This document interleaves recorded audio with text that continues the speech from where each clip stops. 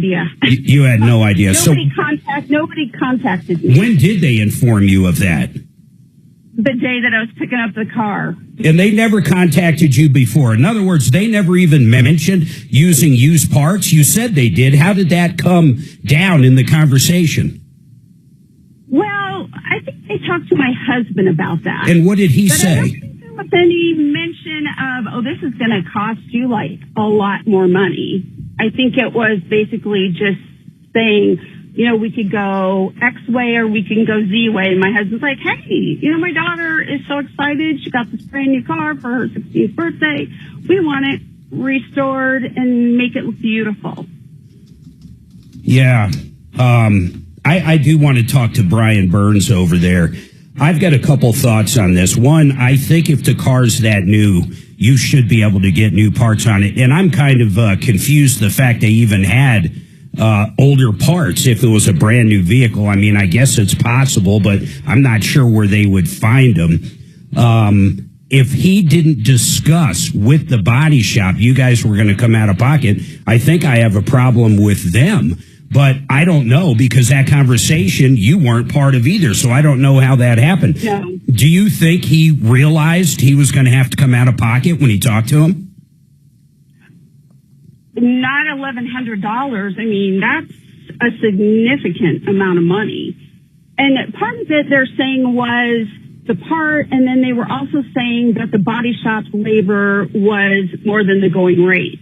And the body shop says, totally not true. It should be covered. You know what? If that car is only 6 months old, you should be able to use OEM parts. I want to verify that. In the meantime, Dimitri, would you call over to this body shop and see where they're coming from on this? Yeah. Because literally a car that new, there should be no question whether or not they owe them OEM parts. I would argue all day long they do. Now, if they were putting it through their own insurance, this was definitely through the at-fault parties, right? Their insurance paid it, not yours. Say that again? Whose insurance paid for this? It was the at-fault parties, right? It was the at-fault parties that paid So you for did it. not turn this in. You did not turn this into your insurance. I tried to, and they told me to go away. Well, hold on a second. But I don't know, but I don't want to go down that rabbit hole. I want to verify one more time, though. The people that paid the majority of this bill, the $5,000 and the numbers we've been using, that's the at-fault parties insurance, right? Yes.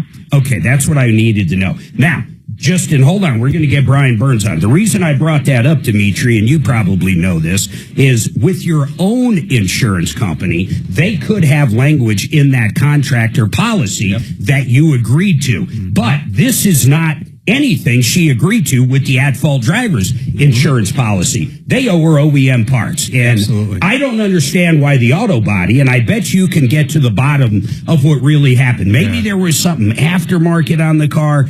I don't know. I don't know why on a BMW that's less than 6 months old with little to no mileage on it, they wouldn't do OEM parts. Absolutely, Mark. I predict it's going to be a very short, very simple call with a really clear explanation. Yep. Okay, hold tight. Let's do this. Take a break. Kelly, get Brian on. I want to verify the information I'm giving out, and then we'll take a quick break. Joe Chiano joins us. We're going to be talking to Joe, mymoneymyway.com, about guaranteed, oh, how I love that word, retirement money as well. Everybody hold tight. What's up, Joe? Just Great Western. great, Mark. How about you, man? Welcome back. Thank you. Hold on, I got a spot coming up.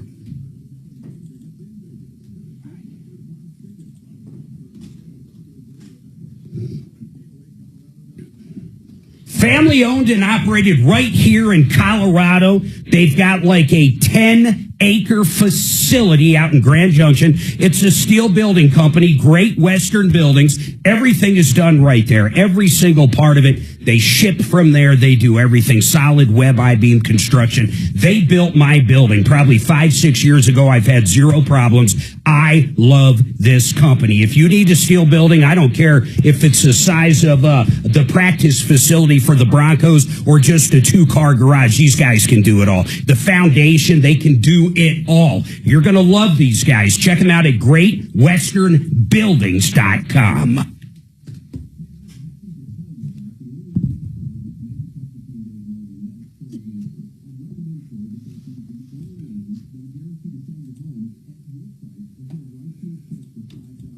He'll write you a check for $5,000. Okay, let me see what I got here.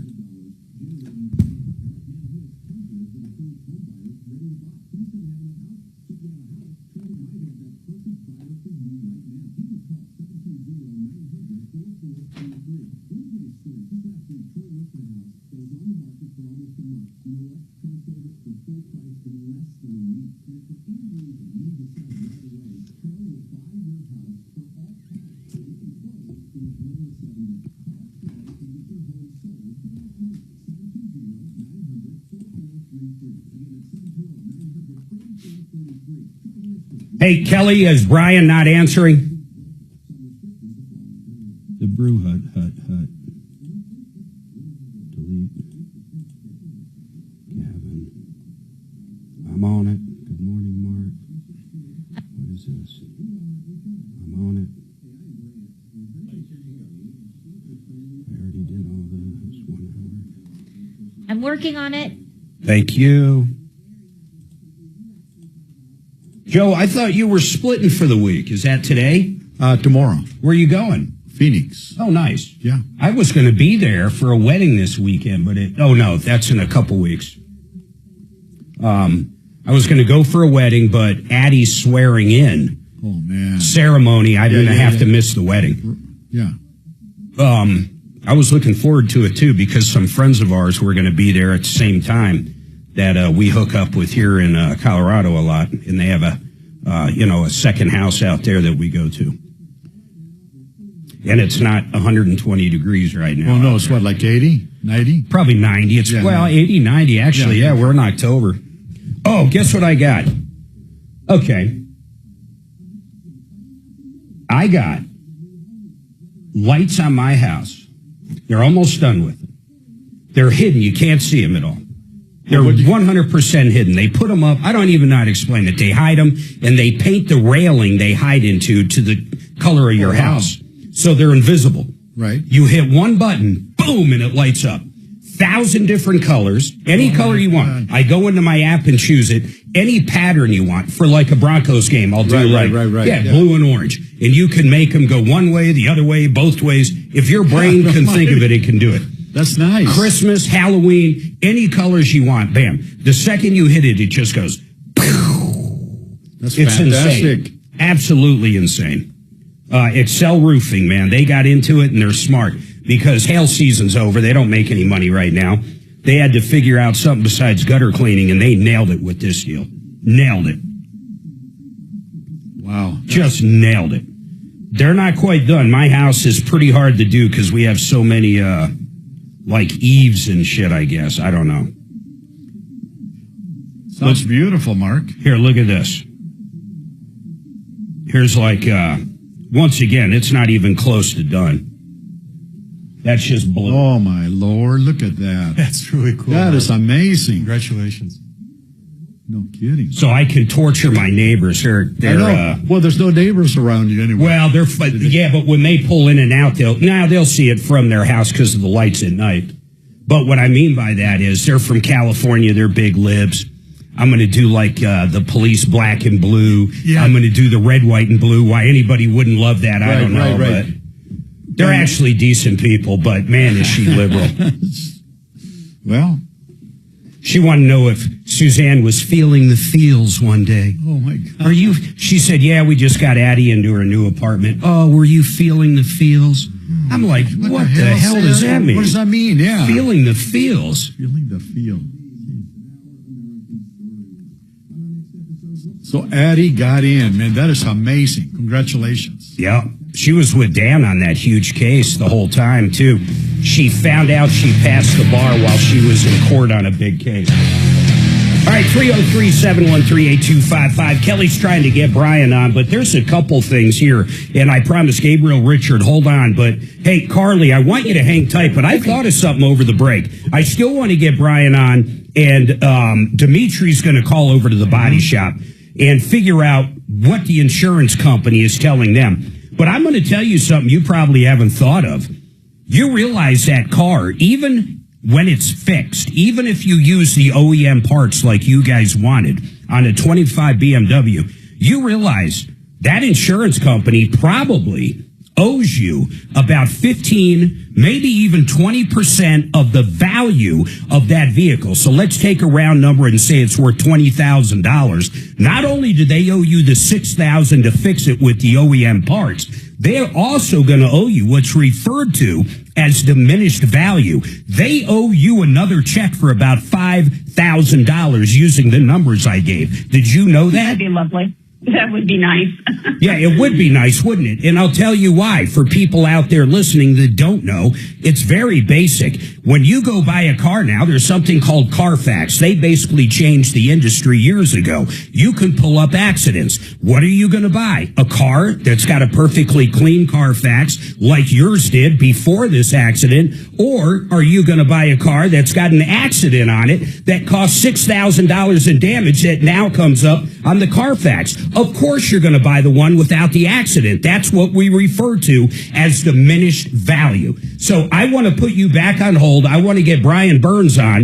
And the other thing I want you to do, Kelly, I want her to give you the year, make, model, and mileage, and let's get on petty details and give her an exact number on what that looks like for diminished value. Everybody, just chill out right now. We're going to go to another call, but Carly, hang on there, please. I want to knock this out for you. No one ever thinks of that. No one thinks of diminished value. Nobody.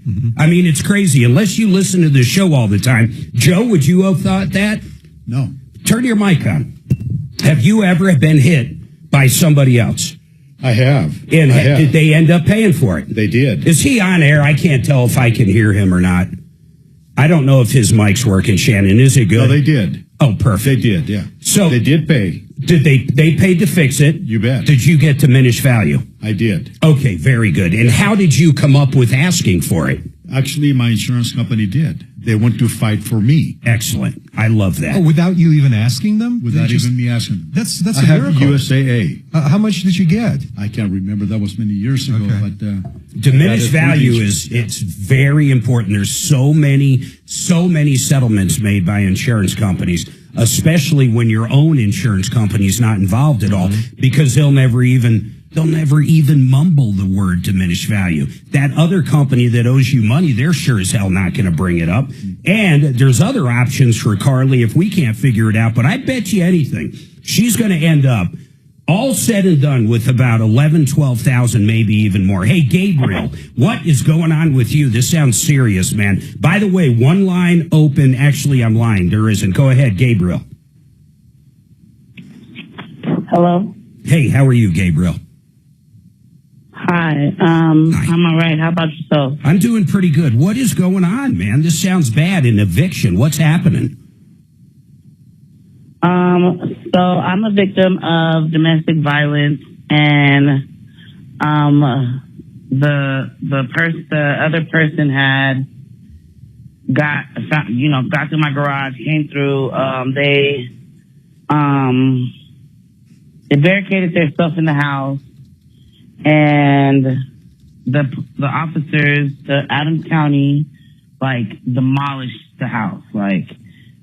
They messed up so bad. But again, I wasn't even there at that moment when they did all that. They didn't ask me. The person's not on my lease. Hey, let me ask you. Hold on here, Gabriel. This is real serious, and I want to understand the story as well as I can. So, who was this person to you? Like a boyfriend, a girlfriend, a complete stranger? Who was this? It was a boyfriend. So this boyfriend was not on the lease at this house, or was it an apartment that you rented? It's a house that I rent. Well, you go ahead. And it was in your name. The lease was in your name at the time?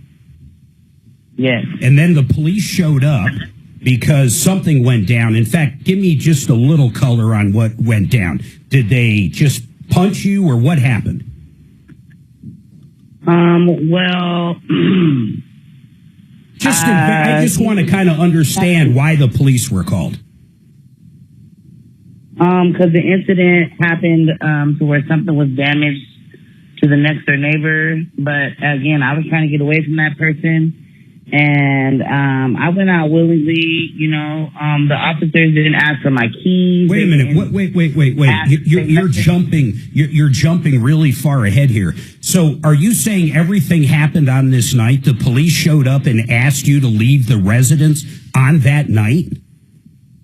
Well, no, there was an incident that occurred. So when they came, I went outside to chat with them. Got it. And the other person that was not on my lease that I have the restraining order against wouldn't come out. Okay, so that person barricaded themselves. Hold on. Inside the house. Yeah, that person barricaded themselves in the house, would not come out. That restraining order that you just spoke of, was that in place prior to the incident, or it's only in place now? No, it's been in place. Why was that person in your house? Did you allow them to come into your house? And I just need to kind of understand what happened. I don't care if you did let them in the house. I'm curious how they got into your house. Did they break in, or basically they came over with the same old song and dance and you let them in? No, we actually helped me with my child. So it was a contact order, but again, I asked the person not to show up. I didn't really talk to them much. And they decided to just show up. So okay. then, I get it. So you guys were discussing or whatever. Something happened at your neighbor's house. What was that incident? Why were the police called?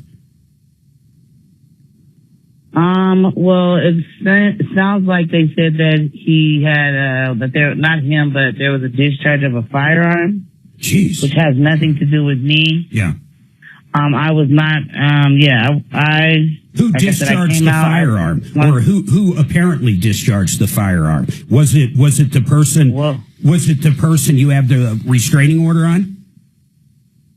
It for sure wasn't myself. I could just say that. Okay, well, fair enough. So you're not saying, okay, I get it. So the cops show up. Now let's jump into the crux of the matter. They show up and basically break the doors down, I assume, and go get this guy and basically just beat the hell out of the house. Is that kind of where you're going?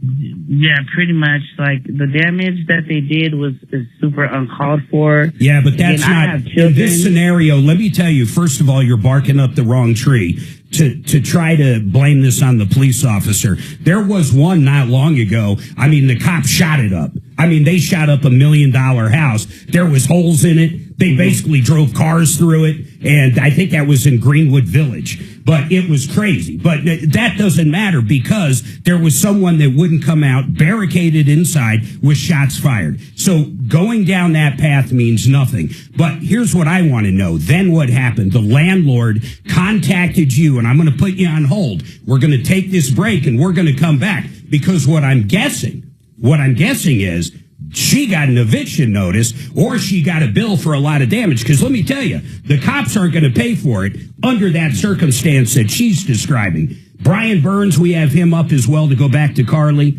Chuck, Richard, you hold tight as well. We'll be right back. They're so Yeah, mice. we're not hearing. I know. Oh, my God. Oh, you could write a book about the shit we didn't hear. Isn't that amazing? Yeah. Who wants coffee? I'm going to pass. Thank you. You brought your own? Look at that. What the heck is that? Nice.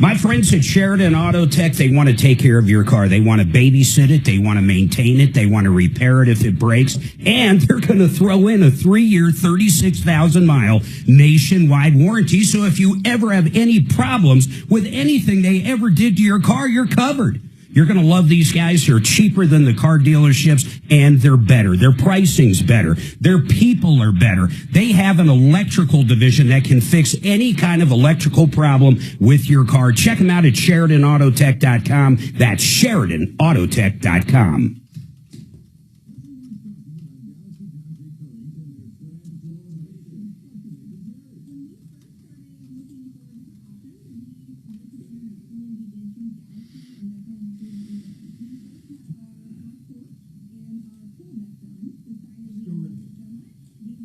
Mark?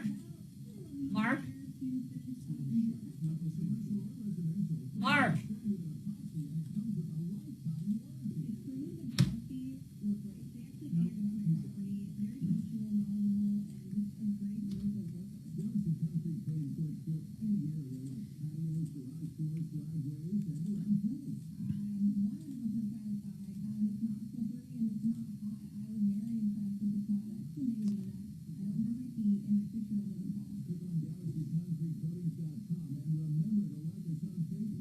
It's really pretty good check.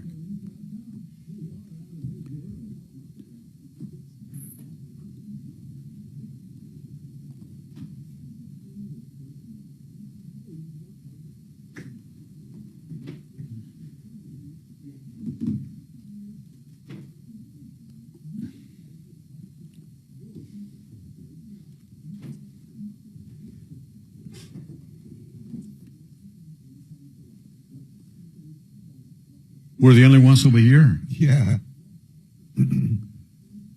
Where's Deputy Duck? Or Chopper? I don't know. I thought Doc was going to be in today, according to Suzanne, but I have no idea what's going on. Did you want me to get Brad O'Brien on for Gabrielle? Um, I heard something in my ear. I don't know if I want him yet. I don't know. Well, you've already got Brad. Or Brian, sorry. Yeah, we'll keep it right where it is now. I don't think I want Brad O'Brien. I might want him, but I don't know yet. I don't know where she's going with this. The house got destroyed. It's not good. So really, the legal question is there's so many things. Okay, one, did she invite the person into the house? If she invited him in, that would be possibly one answer.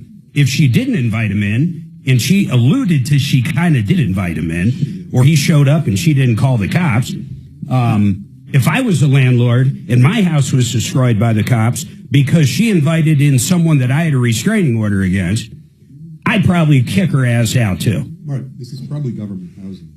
Maybe. Hi. She says it's a house, though. I asked her that. It didn't sound like a Section 8 apartment. Most people don't rent their houses out. And then there's that report of gunfire. No kidding. And another property got damaged. Jesus. She's just like peripherally talking about this. Yeah. You can write a You Jerry can write- Springer show. Sure. Sounds like Mrs. Shannon Scott, the third. God almighty.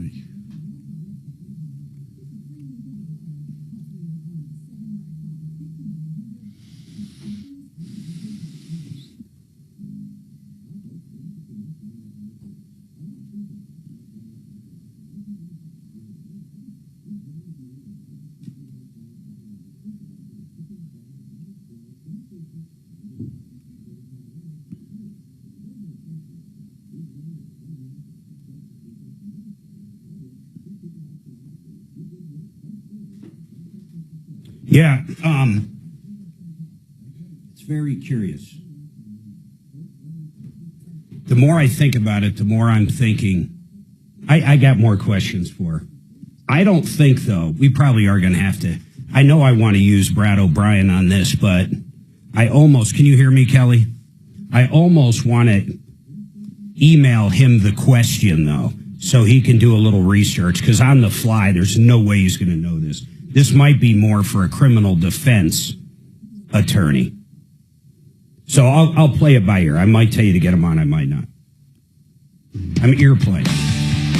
All right, 303-713-8255. By the way, Frank Duran, the real estate man. Man, does he do a great job. You want the best real estate agent out there, you call up Frank. Man, is he so good. He got us more for our house in Castle Rock years ago when we sold it than I know any other realtor could have gotten done. First of all, he advertised the heck out of it everywhere. And then he created this bidding war by listing it at a lower price. And they just started offering more money and more money. Next thing you know, we got more for our model than anybody there. It was unbelievable. FrankDuranHomes.com to check him out. FrankDuranHomes.com. Now, I'm going to go directly back to this really horrible deal with Gabrielle. So, Gabrielle, I want to recap real quick because people tune in all the time on the radio. But basically what happens is shots were fired somewhere. The cops come out. Somebody you had a restraining order against barricaded themselves into a house. So they were barricaded in. The cops came out because someone next door, the next door neighbors called the police because there was a shot fired. They came out. This guy wouldn't come out of your house. He was not on the lease. And basically the police had to kick down the door and did all this damage to drag his ass out of there. Is that correct for the most part? Yes, sir. Okay. But Then the VAWA law, which is well, hold on. Violence Act against. Yeah. Okay. Then the landlord, and you had a restraining order in place at this time. Yes. Okay. Then the landlord sent you an eviction notice. Is that correct? Yes. And the reason they sent it was why? What did the eviction order say? Was it for property damage or substantial violation of the lease? It was for the damage, and I'm pretty sure also that part. But again, there's a Violence Against Women Act. Hold on. Listen, hold on. I really need you to follow me. Listen. So the eviction, I want to make sure that's what the eviction's for. The eviction isn't because you hadn't paid your rent, right? No way. So you have been 100% caught up on the rent. Yes. And do you have the eviction notice? Yes. Okay. And on the eviction notice, if you're looking at it right now, is he quoting a substantial violation and property damage? Yes. Okay. Listen, I'm going to tell you something, and I know you were alluding to it, and it sounds like you did a little research here. There's a lot of facts that are missing in this that we're not going to be able to figure out on the radio because the other person, the person with the restraining order, simply isn't available to talk. But here's the deal. You need to show up to that eviction hearing, and you need to show the judge that restraining order. You need to show the judge the police report, which is going to be very important on this. And that landlord is not going to be able to evict you. You're going to have your time in front of the court. You know, there's a domestic violence defense to eviction, and you fit it in most ways. The one thing I'm not clear about, and I would like to ask our attorney, Brad O'Brien, but I want to give him a little time to research it. We're going to get him on and then have you back on. But the only thing I'm worried about is if you invited the person in that you had the restraining order against. It's one thing if they're outside and run in the house, but if you invited them in, I don't know if that defense would still work. I would guess here in Colorado, with a sympathetic judge, which a lot of them would be in this situation, I would guess it would probably still work. So do you have any other questions right now, or do you want me to just get the attorney on, and then we'll bring you back up soon as I get him? Yeah, I could talk to the attorney. Yeah, let's do that. Do you have any other questions on anything that I've said? No. Okay, hold on a second. I think that's the big thing. The defense itself, she has. There is no doubt if this guy just ran into her house, even if the police destroyed the property and landlords out there, you know, you're a landlord. I mean, you're going to learn the hard way. You cannot evict somebody that has a restraining order against someone that comes over and the police end up doing property damage. I know that sounds crazy as hell. But Mark, I'm not saying ultimately she might not owe the money, but the eviction itself, I believe, is the issue. So, Kelly, we are going to get Brad O'Brien on, but here's what I'd like to do. I'd like to do it next hour. Let's line them up over the next break or the big break. I'm going to kind of email him the problem so he can do some research on it. Then we'll bring her back up. So let's clear that line right now.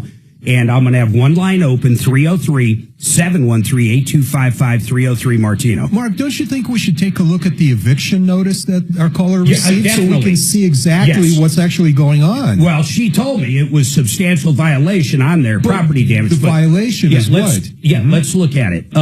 Kelly, make sure we get that. Shannon, pass that on to her. I see she's on the phone there. But I want I want to see the actual eviction notice so she can just take a picture of it and text it over or email it. Now, Brian Burns, Compass Insurance. Hey, Brian, I want to ask you a couple real basic questions, man. Here's a scenario. I'm going to lock you in and bring up the caller, Carly. Her daughter, for her birthday, got a brand new BMW. I know, I'm jealous. There's no doubt I'm jealous. So, but anyhow, she gets a brand new BMW. It's about 6 months old when this happens. She's in the parking lot at school and someone hits her. Does about $6,000 worth of damage. They bring it to a body shop. The other insurance company says they're going to pay, takes all the blame, takes the liability. And basically they go to pick the car up and the body shop's asking for an additional $1,100. And they're saying it's because they wanted OEM parts. So it brings up two questions. One, on a brand new vehicle like that, for God's sake, I would think you would use OEM parts, especially on a Mercedes. I mean, what are your thoughts on that? Can you demand OEM from the at-fault party if they screw up your new car like that? Absolutely. Now, you can't ask or demand it from your own insurance unless you have OEM part coverage. We had that discussion with Carly. Now, here's the funny part she never asked for. In the state of Colorado, diminished value. I'm going to get her an amount of what that is by another person. In fact, Kelly, please get on petty details if they're available. But the bottom line there is she didn't even ask for that. So I wanted to ask you a second question, Brian. How often do you think insurance companies, the at-fault insurance company, how often do you think they go, oh, by the way, we owe you 15 to 20% for diminished value as well? Of course not. It's something you have to kind of fight for. Never happens. And, they're not going to just offer it. Never. I mean, unless it's an insurance company that goes over and beyond or foresees the fact that you're going to get it anyways. Maybe. Otherwise, they're not going to just volunteer it. Yeah, okay. Well, so Carly, two things. One, I'm going to get you that diminished value amount, and we'll talk about that if the insurance company doesn't want to give you a proper amount. But I also wanted to ask you, what insurance company are you dealing with? And don't tell me it's Fred Loya. The insurance company that we're dealing with is, well, I'm not sure if it's Liberty now or if it's, I can't think of what the name of it was at the time. Safeco. Safeco is who it is. Yeah, and I'll tell you, Brian, I think they've gone downhill. But that's just me. I've had to fight them tooth and nail on any claim I've had, which you know, and eventually, of course, I win. But talk about deny.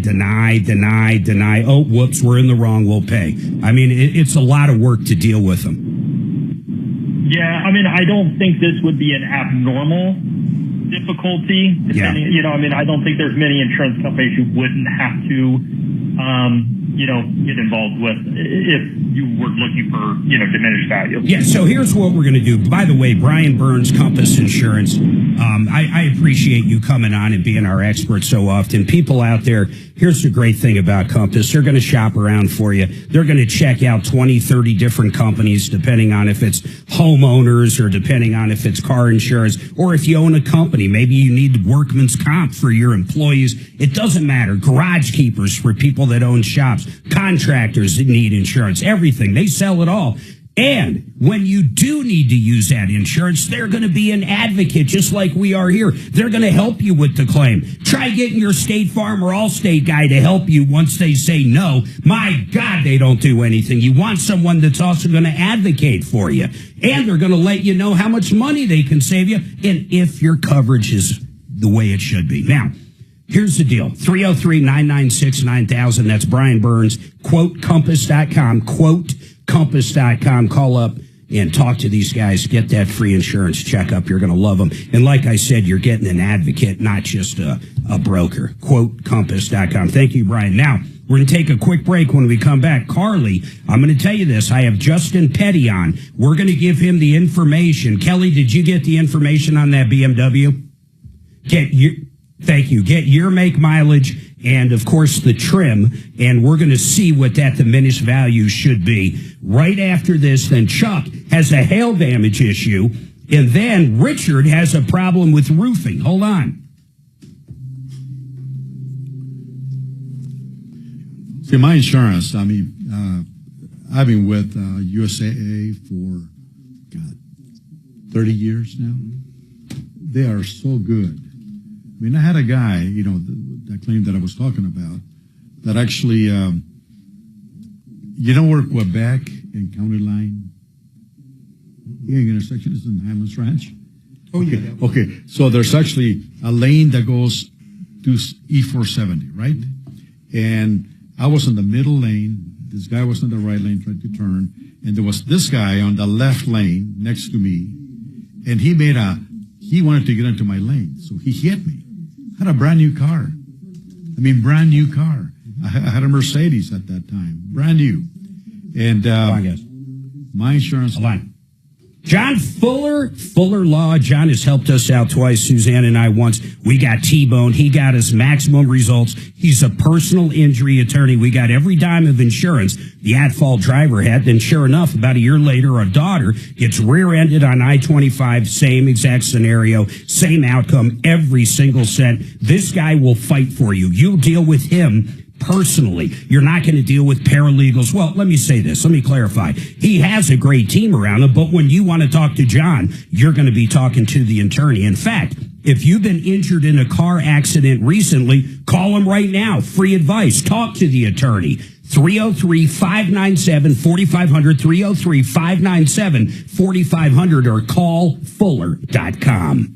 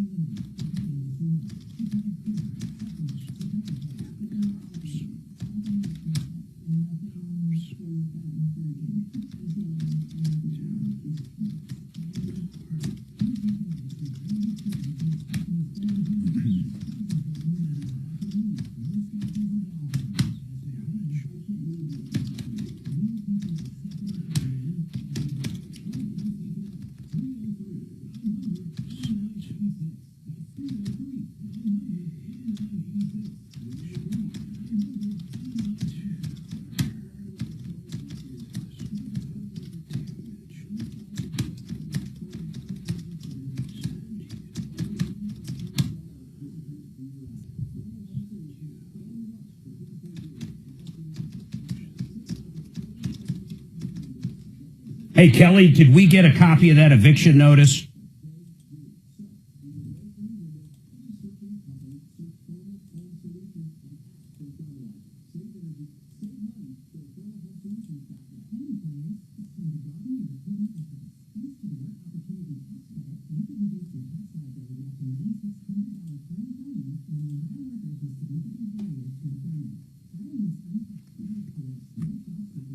Kelly, Kelly, Kelly, Kelly, Kelly, Kelly, Kelly, Kelly, Kelly, Kelly, Kelly, Kelly, Kelly, Kelly, Kelly, Kelly, Kelly, Kelly, Kelly. Can we get the Kelly song up so I could hit a button and the Kelly song plays at any given time?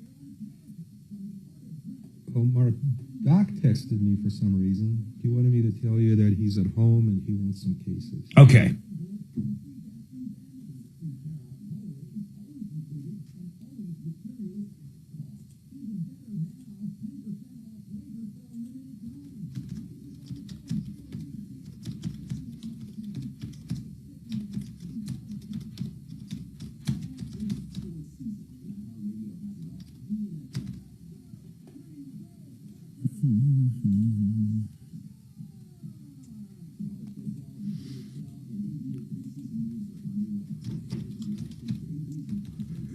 God, the market is down.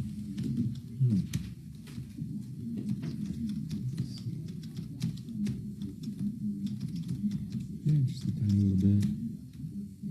Gold is up. All right, 303-713-8255, man. We got a ton in the hopper right now. I just wrote a quick note over to Brad O'Brien. I'm going to have him do some research on basically the domestic violence defense to eviction, and we're going to get him on and get that caller back on.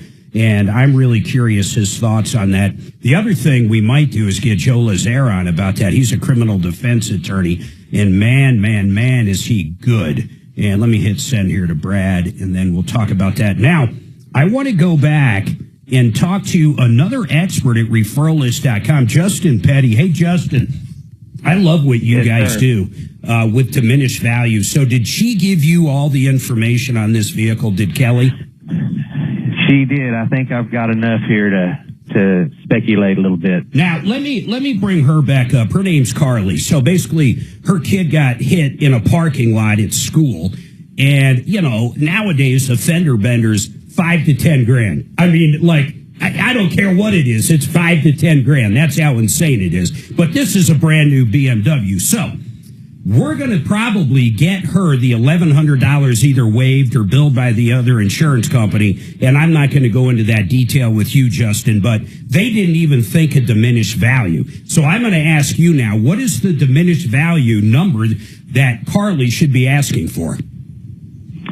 So it sounds like it wasn't just a scratch, but it also wasn't a huge collision. So she falls in the middle of diminished value, probably in the $3,000 to $5,000 range. Excellent. So, Carly, you need to tell that other insurance company, you need to reach out and contact them and say, I want my diminished value money. And if they don't want to give you the proper amount, let's say they say, okay, well, you know, we only had to do this or that, so we're only going to give you $1,000. Then you're going to call up Justin Petty, and I'm going to give you his phone number and website when we're done. And you can hire him, and for $500, he's going to make that insurance company basically cough up the right amount. I mean, is that a good way of putting it, Justin? Well, it sure helps to have our help when you're fighting with an insurance company. It makes them a lot more reasonable to have an appraisal from us. Well, because you hit them with real evidence on it. You're going to hit them with actuarials, I assume.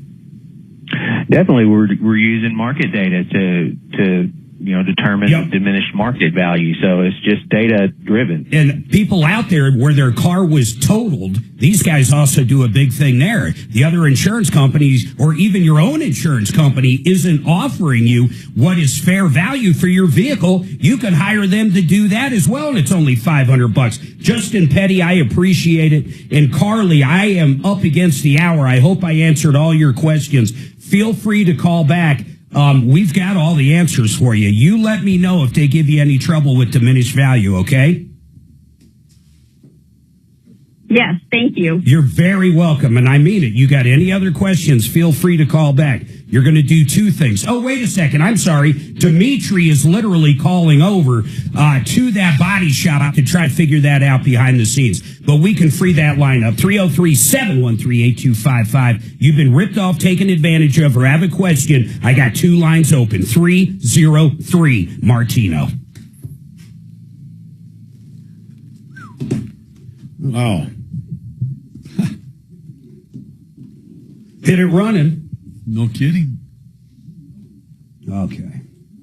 So are you going for business or pleasure? It's gonna be business. You know, the new like a conference. This new marketing company that we have. You know, Yeah. I mean, what they did, they're huge, man. They got two TV studios, one in Charlotte and one in Phoenix. So you're going to film out there? Film over there. Nice. So then they're going to cut them up and put them into different social media platforms. And ship them out. Oh, we're going to ship them out. Yeah. Nice. Yeah, so it's going to be nice. I'm just concerned about the website because we're still not, My Money, My Way is for the magazines. I mean, my biggest mistake, Mark, is that Paula had it. You know, she was the host for Channel 2. Yeah, yeah. And she's my client. And she became an agent. And she invested $5,000 on this magazine, with an insert. Yeah. But she wants to make sure that we don't mix the leads up. You know what I mean? The magazine leads should go to her, and the radio leads and the social media leads will go to us. For the campaign right now, though, you've got the ticket thing up on My Money. You don't want to use that right now? Yeah, well, the thing is... I'm talking like today. Yeah. Yeah, we can use that, but I mean... Give that telephone number as well. Because I will. Because the whole idea on this My Money, My Way is actually all the leads that are being captured with the contact form. Yeah. Well, they're going to be tagged as magazine leads. Yeah. So the radio leads, if we mix them up, we don't know which came from radio, which came from... I get it. The problem is I have nowhere to send them right now but the phone number. I know that. And people driving don't like phone numbers. Right. No. Let me see here. I'm trying to think. I wonder if you could... I'm going to think of domain names right now. Yeah.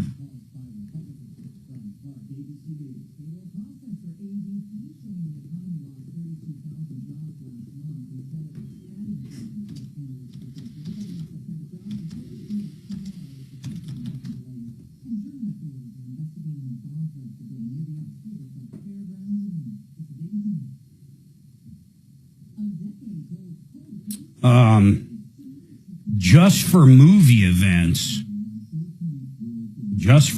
events, mymoneymovie.com. Yeah. What do you think? I like it. And what we could do is we get that and we forward it to mymoneymyway.com. Right. And whoever's doing the analytics should easily be able to see that the traffic came from mymoneymovie.com. Right. That's a good idea. We're going to What's the name of it? That was mymoneymovie.com. My Money. Yeah. Let me see what else here. I'm just throwing things out that are available. Yeah. So write that down. Yeah, let me write it down. Hold on. Say that again. My Money Movie. My Money Movie. It kind of rhymes too. .com, right? Yeah. Is that on GoDaddy? Yeah, you can get it on GoDaddy. You can get out, any of those domain things. mymoneymovie.com. Okay, good. I like that. It rhymes really well. Yeah, but get it quick. Oh, we'll get it done. Yeah, we'll get it to the end, and we'll just paste the same. Yeah. And then all we do is you forward it there. And what I'm telling you is there is no doubt anybody can look at where that click came from. Exactly. They can tell it came from there. Or it can go to a different email that we have. Yeah, but no, you want them to go to that sign-up page they can sign up. Yeah, when they go to the sign-up page on this new domain. No. Follow me. They're going to go to whatever domain we come up with. Right. When they go to that, mymoneymovie.com, they type that in, it's going to ultimately go to mymoneymyway.com and they sign up. Got it, okay. The people in the back end can see that click came from mymoneymovie.com. I got it, yeah. There is no way, and then you only need one landing page. Right. But you can differentiate the traffic. Perfect. I like that. Now you just got to come up with what, let me see if this is available. No, that's available, but it's a lot of money. I like that My Money Movie. I like that. It rhymes. I really like it. Let's see, GoDaddy.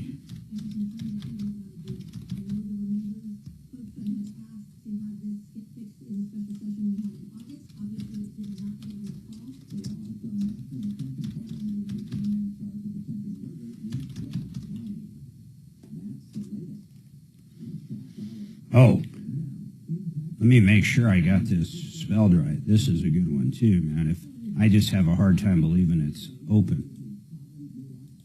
I don't even want to say it over YouTube. Hold on.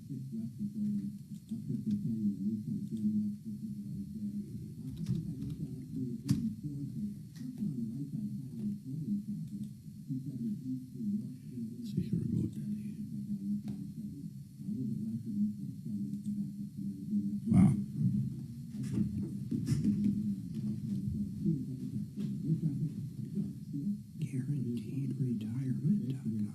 Oh, I like that. That's showing available.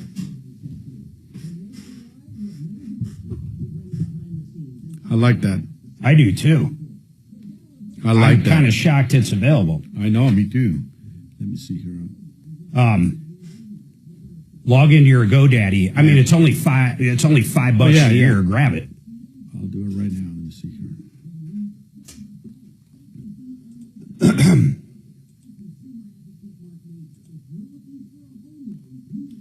So, Kelly, can you hear me? Of course not.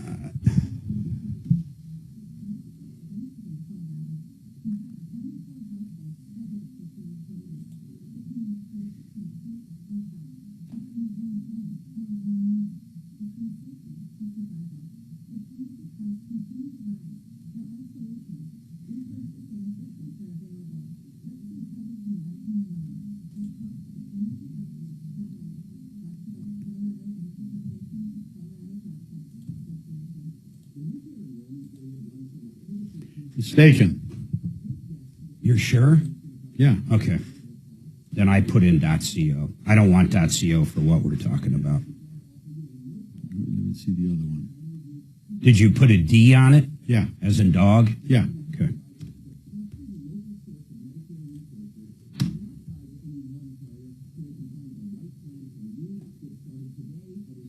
mymoneymovie.com. Let me see here.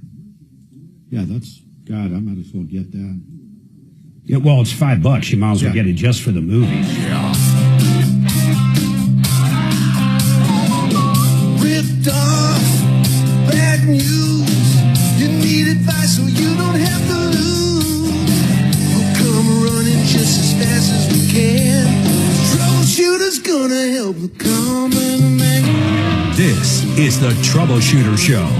Now, Tom Martino. Welcome, my friends, to the only show of its kind. We're here to solve problems, answer questions, take complaints. We're here to make your life, and I mean it, just a little bit better through education and by fighting for you. If some contractor out there has wronged you, I want to hear from you. Simple as that. We want to go after them. I got a list of deputies. In fact, Deputy Doc actually texted me, hey, I need some cases. So if you got something you need help on, I want you to call now. We have 3 lines open. We got a lot in the hopper. I'm getting an attorney on and a couple people back up. But right now, you can get through 303-713-8255, 303 Martino. You can also email us anytime at help, H-E-L-P, at troubleshooter.com. I'm going to tell you something, over $300 million. You don't think this show does anything? Over $300 million in exchanges, refunds, services. You pretty much name it, we've done it. Anything you can imagine, we have helped with. We actually help. By the way, joining me today, I got 2 people in. I have got my partner in crime, Dimitri, Deputy D, sitting to my left, and then over to my right, Joe Chiano. And Joe Chiano is with MyMoneyMyWay.com. They sell basically a guaranteed pension. It's an annuity product, and we're going to be talking about that, but it's guaranteed money. You know, there's a lot of things. We were kind of talking stock markets down today. Wouldn't it be nice to have a portion of your retirement that no matter what, it's going to be there? No matter what the stock market's doing, it's going to be there. Basically a guaranteed pension account. And that is what Joe specializes in. Joe, I've asked you this before, and Chuck, I'm going to go to your call in just a second, but really quick, Joe, you've been on a lot. Our listeners that listen to the show day in and day out know you. They know your voice. They know everything. They know your product. I want to know something. Back in the day, you were a stockbroker. That is right, Mark. How many years were you a stockbroker? Long time. A long time. I mean, probably like maybe 10. 10 years. 10 years. And what got you out of being a stockbroker? And you and I have privately had this conversation over dinner at my house. But I think people would like to know, why did you decide to quit being a stockbroker? A couple of things, Mark. Number one, I hated to see people lose money. People used to come to my office with E.F. Hutton, the company that... Yeah, I've heard them. People listen, right? Yep. When they talk. But, they used to come to the office with tears in their eyes because they lost 20, 30, 40, or even 50% of their accounts. I couldn't handle that. Yeah, I have a friend. His name's Tommy. I've told you about him before. He's still kicking. They come out every Thanksgiving. He's 95 and he's in great shape. Beautiful. But he lost so much. I think it was around 08, but it might have been 2000. I forget. But his retirement fund went down more than 50%, his 401k. And he got so gun shy, he didn't stick it out. He basically liquidated, went to very safe stuff. But he ultimately lost at least 40, if not 50% of his retirement. Yeah, and something else, Mark. When you liquidate an account like that, you have to pay fees. Yeah, I know. So I'm sorry. He liquidated. He basically, how do I put this? He sold the stocks and basically got into very safe things, but never took it out of the 401k. Right, but the stock, the broker made money by selling the securities. Yeah, absolutely. So instead of just losing, the market drop, he lost for the fees. So these people would show up in your office. Tears in their eyes. Yeah, and there's certain times in our history where it was really bad. Right. And 2000 to 2010 were horrible. That is right. So what happened? You just said, yeah, I'm done with this. I had enough, you know what I mean? Because I just couldn't see people come into the office totally bewildered as to what am I going to do? Yeah. We have a personal friend, Mark, you and I. Yeah. They used to fly for United. Oh, yeah. Remember? Yeah. Doug? Yeah. And you know what? He lost over 50% of his pension. Yeah, so let me just tell people what happened. United Airlines, I knew this guy. I sold computers to him forever. In fact, he opened up another small business in the late 90s, but he worked for United, and he had the creme de la creme. He was a pilot, and he had the most sought-after route I think United had. It was basically DIA to Germany. And, you would basically flew it maybe 3 times a week, and that's basically all your hours. That's right. And that was the sought-after one. And why I say that is that's how high he was in the hierarchy of United back then. Next thing you know, they filed bankruptcy, and they basically gutted the pension. Yeah. And he went from expecting, or let's say it's around 2000, he was expecting $12,000 or more. Let's take $12,000 a month from that pension, and he ended up with way less than 50%. I think he ended up with $3,000. But there was a lot of less senior pilots that were they were coming up on retirement, and maybe they didn't work as long as Doug or didn't have didn't have the same size pension. And ultimately, they were supposed to get maybe $4,000 or $5,000 a month. They didn't even get $1,000 a month. That's right. They got really screwed in that. That's funny you brought Doug up. Oh yeah, and then the second part, people are getting older today. Yeah, there's nothing wrong with the stock market. No, they outlive. Young. You know what I mean? Somebody like you got time to recover. Yeah. See, the baby boomer dealer right now that we're going to be showing as a film is actually telling people that there's 10,000 baby boomers a day turning 65. They talk all the time. I mean, they're having the argument right now on the Hill The government shut down. Sure. Stocks are down today, but they're literally having the argument right now, who should have health insurance, who shouldn't. The Democrats want people that are here illegally to get all the benefits. They want to extend Obamacare. And regardless of how you think of those things, what ultimately that affects is people that are getting Social Security. We don't even know how long Social Security be around. What kills me about that, Joe, is every year we hear, oh, it's going to go broke in 2030, 2035, 2025. I think it was supposed to go broke 5 years ago, but it never seems to go broke. Right. But eventually the money's going to have to come from somewhere. They're saying that they're going to be cutting benefits by 1/3 to everybody. And with people living, going back to your point, I mean, let's go back and talk, and I'm sorry, I'm getting off on a tangent here, but it's so important with retirement. Let's go back, and I don't know if you have actuarials, but let's go back to 1920.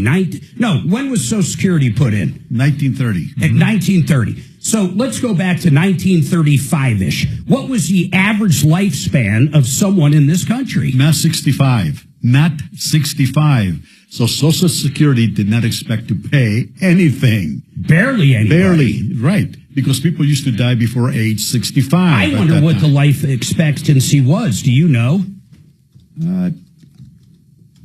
It's before 65, I know that. See, in U.S., I got to Google this. Yeah, Google it. What would that be? 1935. Let's see.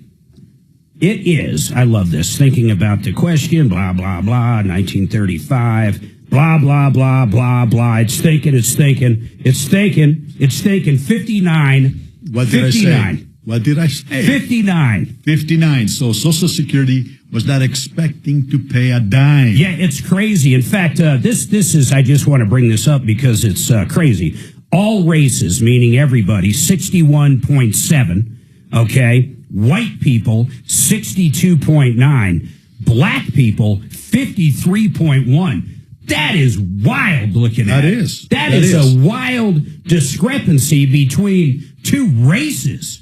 And now it doesn't get into why those numbers are there, but regardless, going back to the point, 65 years old.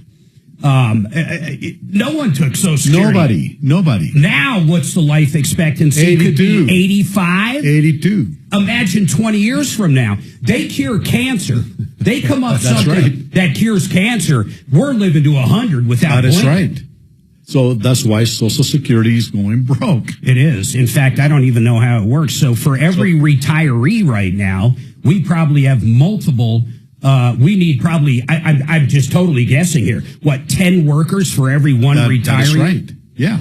That's insane. And it's not happening, Mark. It's not happening. No, so you got to have other things lined up. You have to have a guaranteed income when you get ready to retire. And really, that's that pension. And I want to tell people, he brought up a movie, and that's coming up.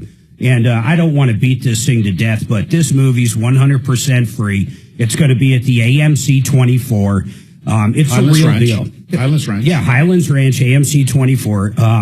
And it's going to be on the 14th. Tuesday, October the 14th. So a couple weeks. 7 p.m. 7 p.m. I'm going to be there. Suzanne's going to be there. Excellent. Deputy D, have you seen this movie yet? No, I haven't even seen the trailer for it yet. Yeah.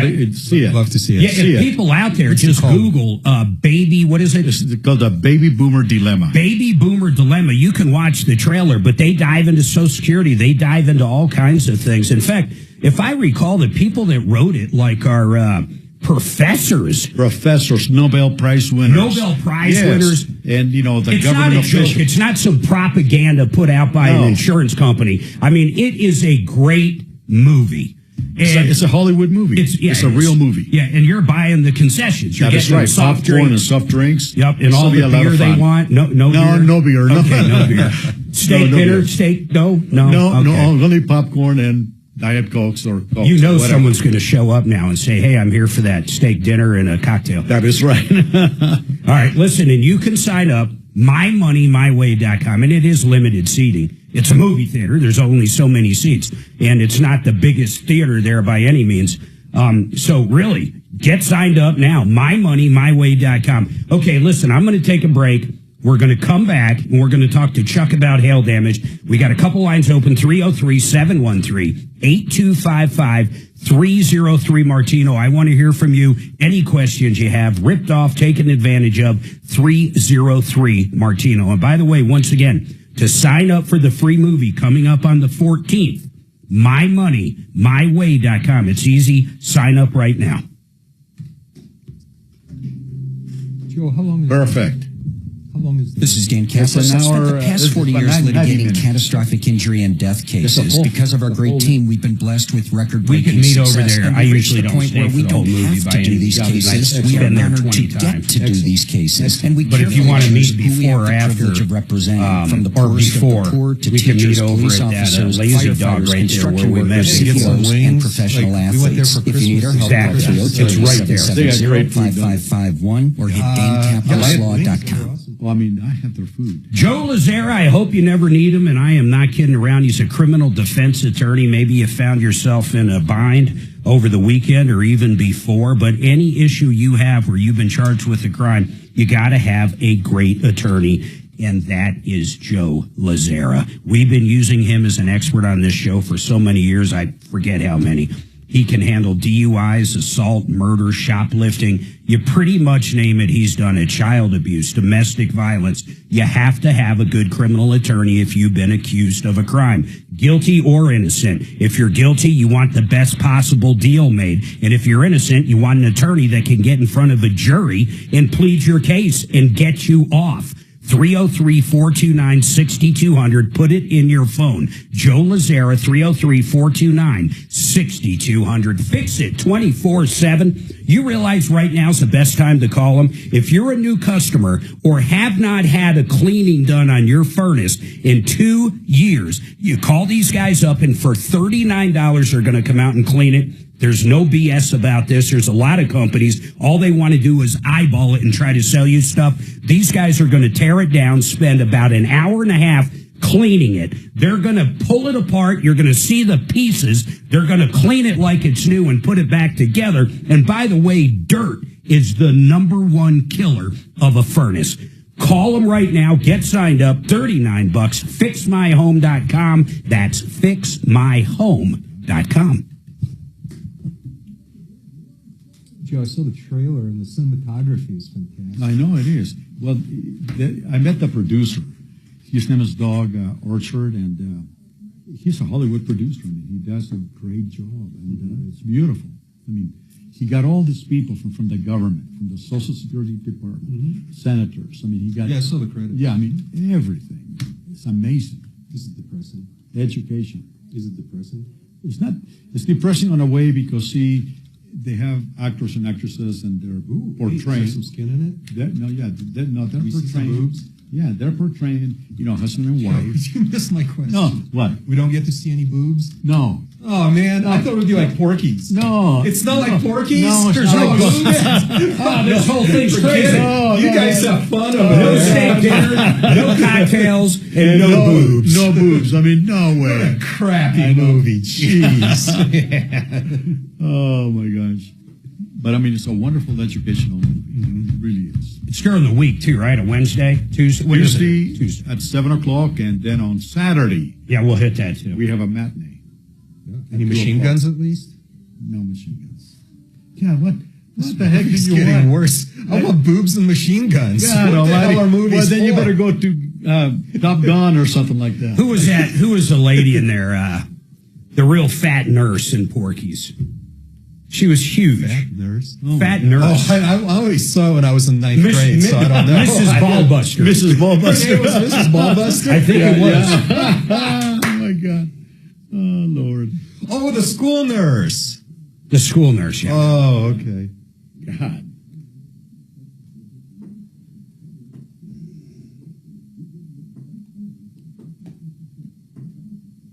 Yeah, you know that E.F. Hutton, they got caught. I think it was like Smith Barney. Oh, really? Okay. Yeah. And what happened is they got caught laundering money for the mob in the 1980s, right before I left. Jeez. Yeah. People used to come in with suitcases full of money to a branch in New York. Wow, nice. Yeah, they were laundering money. Yeah, it's good money in that. Then they caught them. Their stock went from $60 a share to about 60 cents a share. E.F. Hutton was a big deal. They were a member firm. You know, it was a beautiful boutique firm. Yeah. And high class. Excellent commercials. Mm-hmm. Excellent. I remember them well. I used to work at a different boutique. Yeah. It's an obscure boutique called B.C. Christopher. And we had it was a wirehouse, of course, you know. But our seat on the Chicago Mercantile Exchange was seat number 1. Get Brad O'Brien on with that woman. So we had seats in all. Right. At the time, that was a big deal. So I do remember E.F. Hutton, and they had a fantastic. And Brad. Oh, they did. Yeah. You know when he should have. He's had the email now for a half hour, so he should have. People still remember that. See where he's at. They still remember it. I can't believe it when I tell people I used to work. My broker is E.F. Hutton, and E.F. Hutton says, and then everybody was. That is right. Yeah, remember that? Yeah. Yeah, of course I remember. Yeah, that was awesome. And the other part, you know, when Mark asked me as to why I left. Besides that, you know what, Dimitri, you know, I hate to see people in financial pain. I really do. I mean, I really truly do. Absolutely. I mean, people are worried to death, and the key is, you know, I went to Las Vegas, you know, for a meeting a couple of weeks ago, and I went to the Green Valley Ranch. All right, 303-713-8255, 303 Martino. You've been ripped off, taken advantage of. I want to hear from you. Chuck, what is going on? What is your question or issue with hail damage?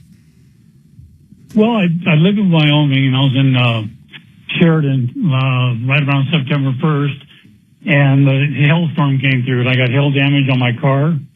Well, I turned it into my insurance, and they said it's destroyed. They want to buy me out on it, and the car is in perfect shape. It's just cosmetic damage. Yeah. I mean, I take very good care of my stuff. Well, you can buy it back. I like that. Your show's pretty impressive. I like this. First time I've ever heard it. You can, Chuck, you can buy it back. In other words, hold on, though. I want to explain a couple things, because you can negotiate it any which way, too. Don't think if they come back and say, let's do this. Let's talk somewhat real numbers. How much are they offering you for the car? $8,000. And how much is the buyback? I assume you've asked that question. $4,000. And you think the $4,000 is too high, too low? What is your question? Well, it's not the payback. I pay my insurance. I pay for full coverage. You know, I do my part, and I want them to do their part. I want to repair it. I don't want to get rid of the car. I don't want to sell it. That's up to them. That's up to them. I appreciate where you're coming from, and we hear it a lot, especially for people that have owned the car forever. They've done every oil change. They take care of it. It's their baby. They know the car in and out. I get that, but it doesn't matter. The insurance company has the right to total it, because that's the agreement you have with them when you signed up and bought that policy. That goes for almost any policy out there. You can't force them to fix it, but what you can do is negotiate the value of not only the buyback, but of the payout. Think about it. If you don't want to get it fixed, but you still want to drive it, you can get $4,000 in your pocket, and you can drive that car that you're driving right now with the hail damage on it. Well, you're right, but I do take very good care of my stuff, and I just want to repair it. I got that. You cannot force them. I come and visit my father. He's a 92-year-old man. He listens to your show all the time. And he was telling me about finding out about a diminished value on it. So diminished value, I think it has nothing to do with this. So listen, diminished value is if someone else hit you, you can go after that person for diminished value. Okay. That contractor policy that you have with your insurance company you're dealing with specifically says there is no diminished value in the state of Colorado. So in other words, you can't get diminished value. What you can argue, and the people at Petty Details could help you with this, but I don't know the real numbers here. But the bottom line is, I don't know if they're offering you the right amount, that $8,000. You might actually should be getting $10,000, but there is no way you can force your insurance company to repair your car if they want to total it. Wow. Yeah. Mark, how negotiable are the buyback prices? If they offered it to him for $4,000, very negotiable. What are the odds you can get it for $1,000? Well, I don't know if they do it for $1,000, but very negotiable. And that's where someone like Petty Details, it's worth paying $500 if, and he'll take a blush at it for free. So Chuck, if you call him up and you give him all the information, the VIN number, the mileage, blah, blah, blah, he's going to be able to tell you, Petty's going to be able to tell you, like, well, they should be giving you $10,000 and you can probably get the buyback for $2,500 or whatever it is. I'm totally making numbers up, but that's all he does for a living. Mm-hmm. But there's no diminished value in your case. And that's a good question because a lot of people out there don't realize diminished value, you can only go after the at-fault driver. You can't go after your own insurance company. You can only go after someone else that caused the damage. So if you ran into a tree, no diminished value. Okay, I understand. Any other questions? Do you have the phone number of that person to call, or? Yeah, pull up. Oh, I got it right here. 214-227-7154. 214-227-2154. They're out of Texas. I forget, like, where in Texas, but... 7144? 2154. Or diminishedvalueexperts.com. That's probably a lot easier. diminishedvalueexperts.com. But Chuck, expert, thank you, Kelly. So you can call them or go to the website, but call them up. They'll give you free advice, man. They might tell you those numbers are right in line and there's nothing they can do for you. That wouldn't shock me at all. I just don't know. What insurance company do you have, by the way? Progressive. Yeah, they're generally pretty good according to Petty to work with. Meaning, if they are lowballing you, and they all will lowball you, almost every insurance company, they're good when you actually come to them and say, no, wait a minute, this car is selling for this everywhere or is sold for this everywhere. This value you're giving is just not fair. But talk to them, and I think you'll be really happy. Chuck, I appreciate the call, 303-713-8255. I want to hear from you. I want something to sink my teeth in. You got that bad contractor out there. You got that bad landlord. You got that bad anything. 303 Martino. Call right now.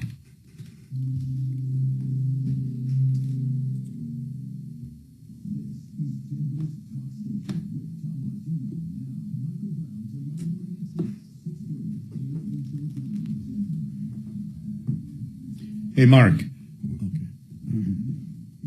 I got a spot in a sec.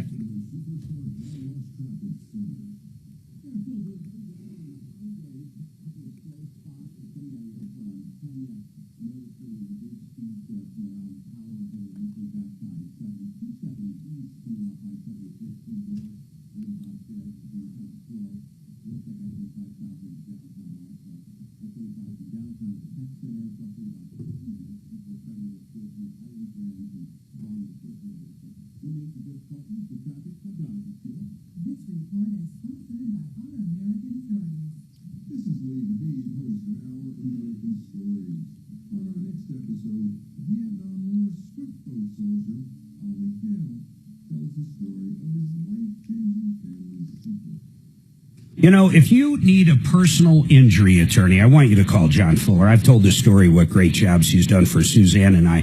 But I want to tell you something else. These big firms out there you see advertised, you know what they do? They take on hundreds, if not thousands of cases. John takes on a few cases by choice so he can devote his personal attention to you and to his other clients. You want someone like that. You do not want one of these big firms. We get calls all the time. You call up one of these big firms. By the time that case is settled 2 years later, you've dealt with like 30 different people. You want to deal with John. 303-597-4500. He'll talk to you for free about any personal injury issue. 303-597-4500 or call fuller.com.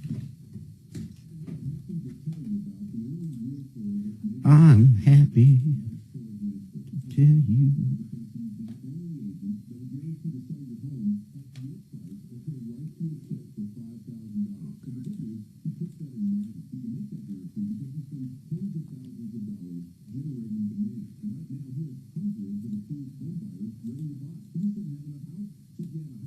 I like how the website looks now, Joe. You like it? Good. Yeah.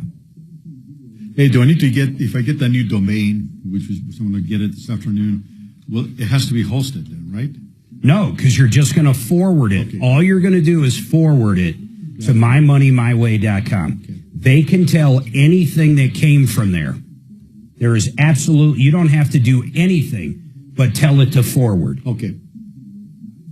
In fact, I think right in your GoDaddy account, once you get it, you can choose it and it'll be forward to whatever. Excellent. Good.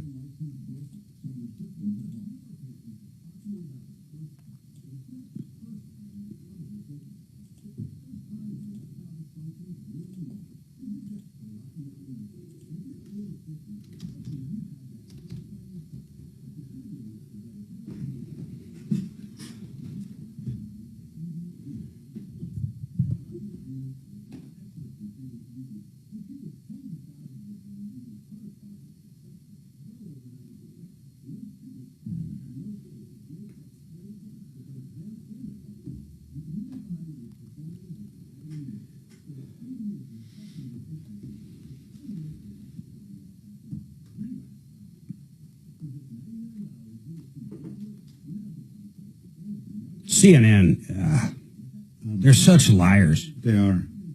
It's remarkable. It's like two different worlds. I mean, they're literally running the exact same thing, the exact same person talking, and the commentary is so different. It's insane. Mm-hmm. Yeah. I don't like them. I never watched CNN. I haven't for years. I used to in the 90s. Yeah. Jordan will call in. We'll call in. He's not coming in. Okay. At 11:50 or something like that. So you're going to do the Friday call in then, right? Because I'm not going to be here Friday. Yeah. Okay. I'll fill the 2 minutes. Jordan can't call in either, I assume. You guys are both there. Yeah.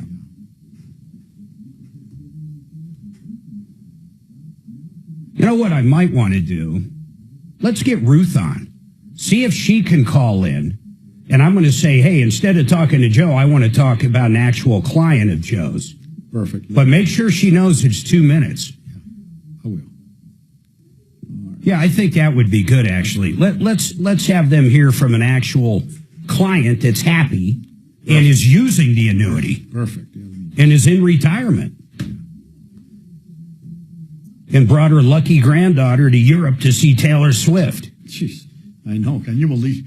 That's amazing.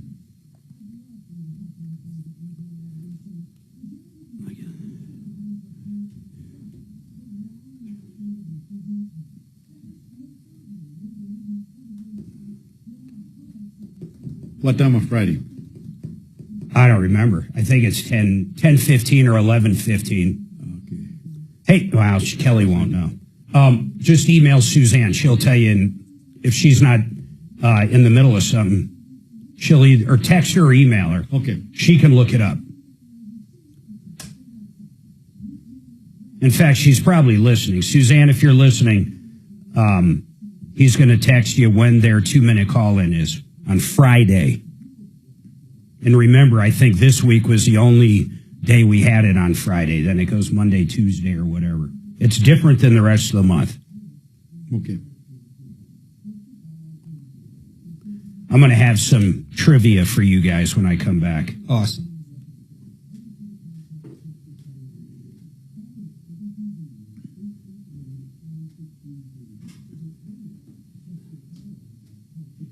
I'm sorry to see that Suzanne isn't here. She had an appointment this morning. We're still on. All right, 303-713-8255. I was telling Dimitri, Suzanne and I are still trying to get back to the new norm of back to work. I mean, once you're on vacation or something for a while, it's a little hard to get back. Little trivia, guys. By the way, we got lines open, 303 Martino. Joe, Dimitri. Yes. I'm going to give you crime in the last 7 days in a city, and I want you to guess what city it is.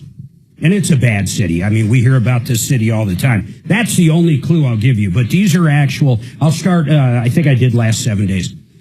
September 25th, and we're just talking serious stuff. So, serious assault, robbery, armed carjacking, serious assault times 3. This actually happened, and all 3 victims were hospitalized, and we're still on September 25th. Armed carjacking, fatal hit and run, bicyclist. Then we jump September 27, fatal crash again, bicyclist. Robbery, stabbing. That seems to happen a lot. Unidentified deceased male, missing teenager, road rage, crash causing power outage. That's kind of weird. I don't know. There must have been some kind of death involved. And that's basically what was that, a 5 or 6 day period. If you had to guess what city I was talking about, what would your guess be? Dimitri? Mark, that's an easy one because I have a feeling I live in the middle of this mess. Oh, Denver. Yeah. That's your guess. Well, it's one of the nation's most dangerous cities. Joe? I would say Aurora. Well, it's Denver Metro. Okay, was that? Yeah, that's the same. You guys both answered right. Yeah. I mean, that's pretty amazing to me. And I thought Mike Johnson and our governor, they were going to get all this stuff cleaned up. I guess I just always scratch my head. I don't understand. In fact, what I really am curious about is I remember Mikey said that we were going to get rid of the homeless numbers and they were going to go down because they were going to be put into permanent housing or moved from shelters to permanent housing or something. But that didn't seem to happen. I'm a little confused. I mean, a politician saying something that was complete BS? Well, tell me I'm wrong. I think we need to back up in your statement just a couple of seconds. You started off by saying that you thought the mayor of Denver and the governor were going to clean up crime. Yes. I never heard them make that claim. I mean, their party generally demands more crime, which is why they're opposed to the federal efforts to clean up, and the great success story in Washington, D.C. is not recognized by their party. I truly believe they are watching their P's and Q's, and I mean this because they don't want to be on Trump's radar of having feds come in. I think they're actually playing ball to a degree with ICE. We're not hearing a lot about wacko demonstrators and crazy stuff like that. If there is demonstrations going on, they're going on the way they should be. And if you don't agree with something, I agree. You should be out there telling everybody how you feel. But I mean, trying to break into places and shoot people, we're not hearing about that here. So you got to give them that. I mean, maybe I've been gone for almost a month, so that's not going on here, is it? No, not to that extent. Not like over there up in, not Seattle, but up there in Oregon and, Chicago and all that stuff.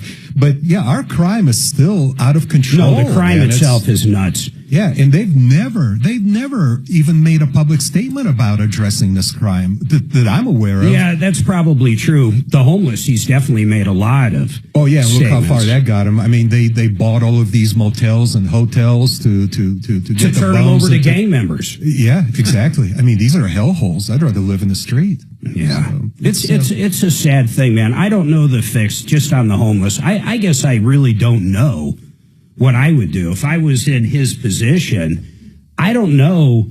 I wouldn't throw the money at it. So, I mean, I'll be straightforward there. I simply wouldn't do it. I would have the cops basically move them out if it's city property or private property when they're not supposed to be there. But I don't know what they can do other than that. I would never dream in a million years. I'm not smart enough, nor is anybody I know, how to fix homelessness. So many people have tried.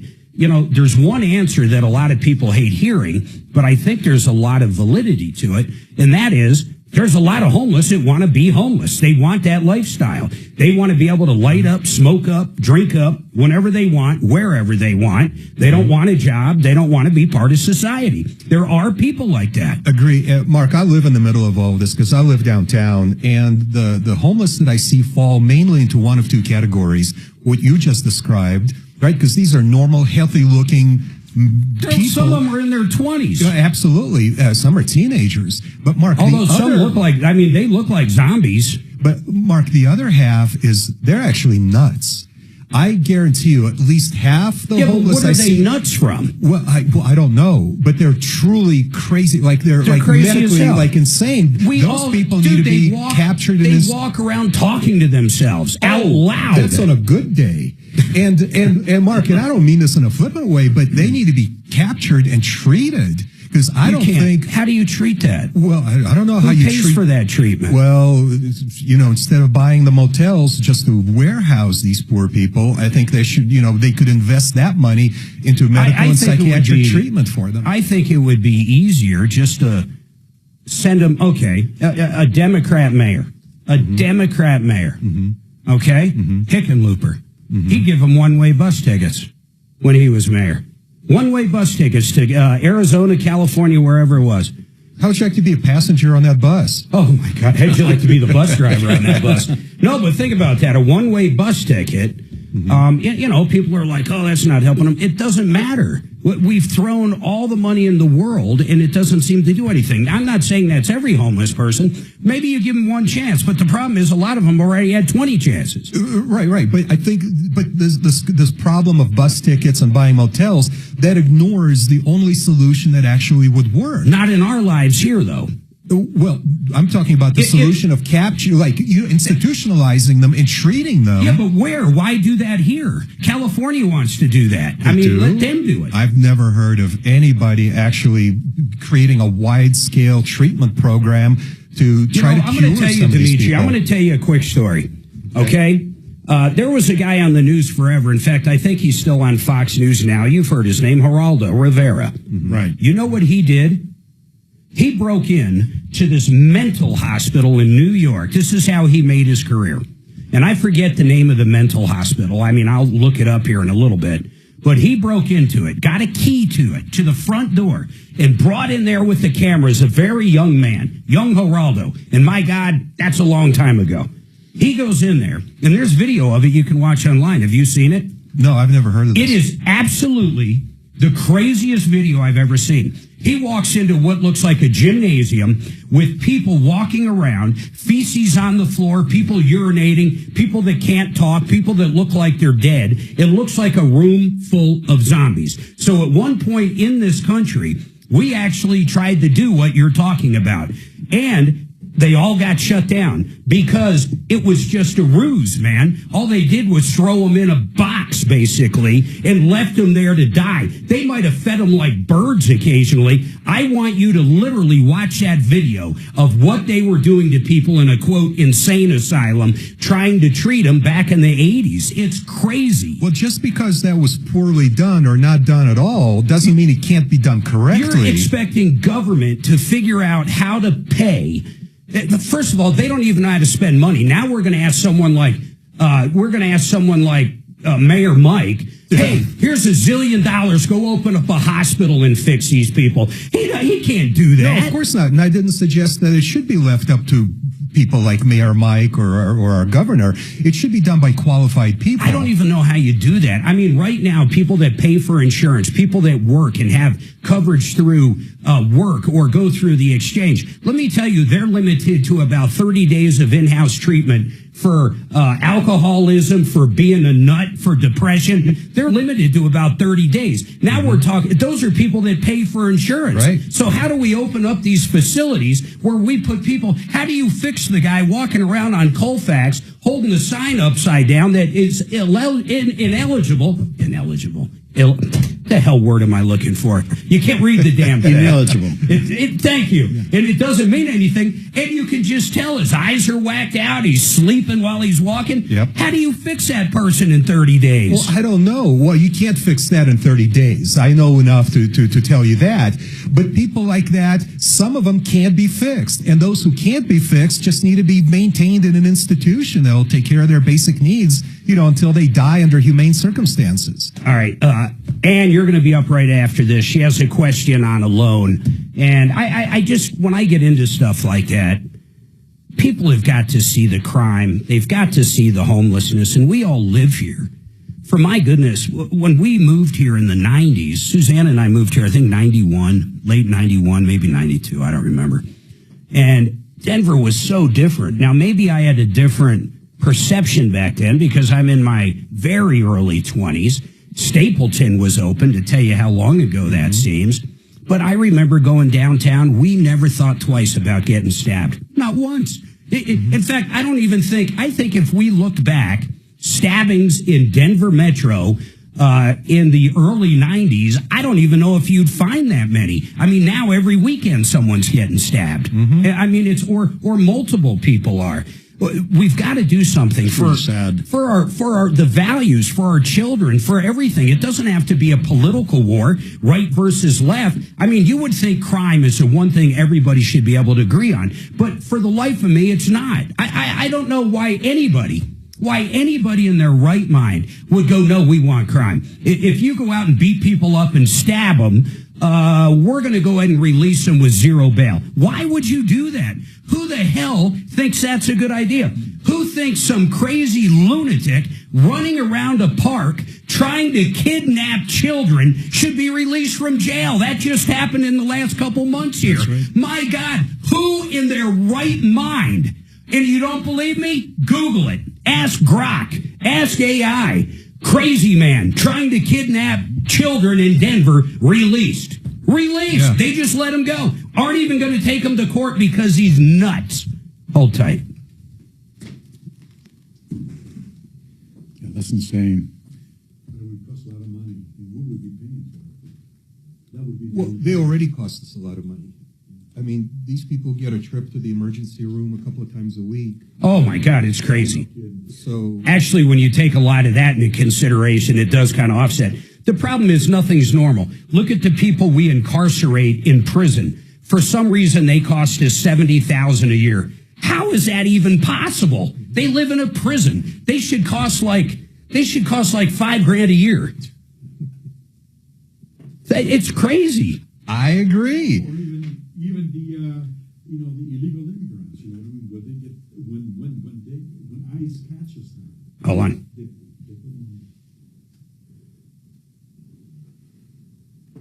Look, if you have a commercial project you want to add solar to, you've got to call up Brooke at Red Rocks Solar. And I'll tell you why. She can go out and get grant money. Yes, it's still there. And tax credits for commercial projects. Maybe you have a quadplex or a duplex. Imagine getting a free solar system with grants and tax credits and then selling the electricity to your tenants. Talk about a win-win. Upping the value of the property, becoming an electric company, and making money for free. Call up Brooke, Red Rocks RS, as in roofandsolar.com, redrocksrs.com.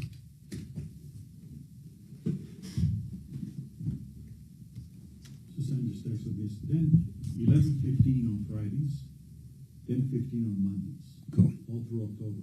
No, I think as of next week, it's Monday and Tuesday, if I recall. Well, she's going to know better. She places them. Put it down for October. Okay. Live for October, Monday at 10:15 and Friday at 11:15. Okay. Whatever it is fine. I mean, whatever it is good. So tell her to call in.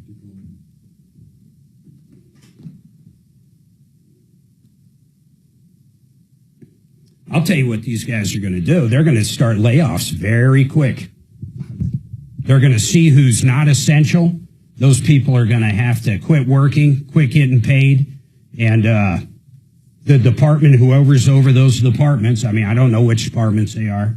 They're going to get, they're not going to get furloughed. They're going to start firing left and right if it's not with Trump's agenda. It should have started at 1 minute after midnight. I don't know how that works. I think they got 12 hours into it. I think they got to gather that data.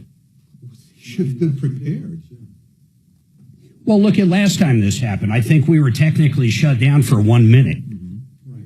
Well, this time they should stay shut down until they fire enough people. And that always makes you think, isn't it better just to have the essential workers? I mean, there's an argument right there. It's like, if you're not essential, why am I paying for you? If you're not essential, why are you even here? Now, I'm sure there's good answers to that, but I'd have to hear what the job is. I mean, if they're like, okay, a payroll person for the military is not essential. Okay, well, arguably, you have to have a payroll person at some point, so I get that. You can't fire that person. But, you know, you got someone that's, doing sex change operations in Guatemala. Or researching like how to turn mice into transgenders, right? Can you imagine your tax dollars going to that? Did you see the hat Trump put on his desk the other day? Oh man, does he goat these people on? During the press conference, I think it was yesterday, right on the desk, Trump 2028. Red mega hat, Trump 2028. Just fishing. So Denver has a department called the Office of Wage Equality. Are you familiar with this? No, it's crazy. What they do is they drive around and do unannounced audits on every business that does business with the city of Denver. Wow. To make sure that the employees don't get paid less than the union guys who work for the city of Denver. That's all they do. They're essential. Well, so that is representative of an enormous amount of fat that needs to be cut in not just Denver, but federal government has analogous kind of functions, So show me the checkbook and I'll show you who needs to be cut. Yeah, that would be simple. It's that simple. But they have that in the feds too, stuff like that. Yeah, I just used that as an example. I didn't know that existed. They keep a real low profile, but they'll come in and unannounced, and they'll say, we need to see your payroll records right now. The Department of Labor is the same way. I got audited, because I have a school, right, and I have part-time teachers that teach, just like the guy from Compass. Okay. They wanted to say they were employees? Yeah. Yeah. And I paid them on the 1099. Yeah. So I had to hire an attorney. Yeah. The damn attorney was going to cost me over $5,000. Yeah. And when they finished the audit, I only owed less than $300. Jeez. Just a waste. This is what I'm saying. Show me the checkbook, and I'll show you how to cut. We have attorneys that actually teach estate planning for continuing education. They're not employees. They're only part-time people that come in and teach a class. Mm-hmm. Yeah, but in this. Why would I have to pay? All right, 303-713-8255. Joe Chiano was bringing up something interesting I might touch base on next hour. If you're paying people by a 1099, you better make sure that they're an independent contractor. People get burned on that all the time, big time. They think they have an independent contractor, and they find out the state of Colorado or whatever state deems them an employee. Then they can go back and get payroll taxes, everything else. It's pretty important for people out there, contractors. But meantime, Ann, what's your question on a loan? Yes, Mark. I have, it's kind of a two-part. I've got a question. I've got a 2017 Class C RV that I believe the Lazy Days sent over incorrect paperwork to the financer, and because they have a different payoff amount, from what I agreed and signed for at Lazy Days. When did you buy it, Ann? I'm sorry? When did you buy it? This problem on the face of it sounds very easy because all we're talking about is math.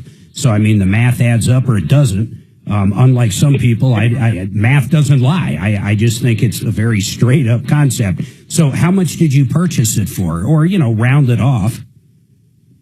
So, purchased it for $80,000. That's fine. $80,000. Was sales tax included on that? Was it wrapped up in the loan?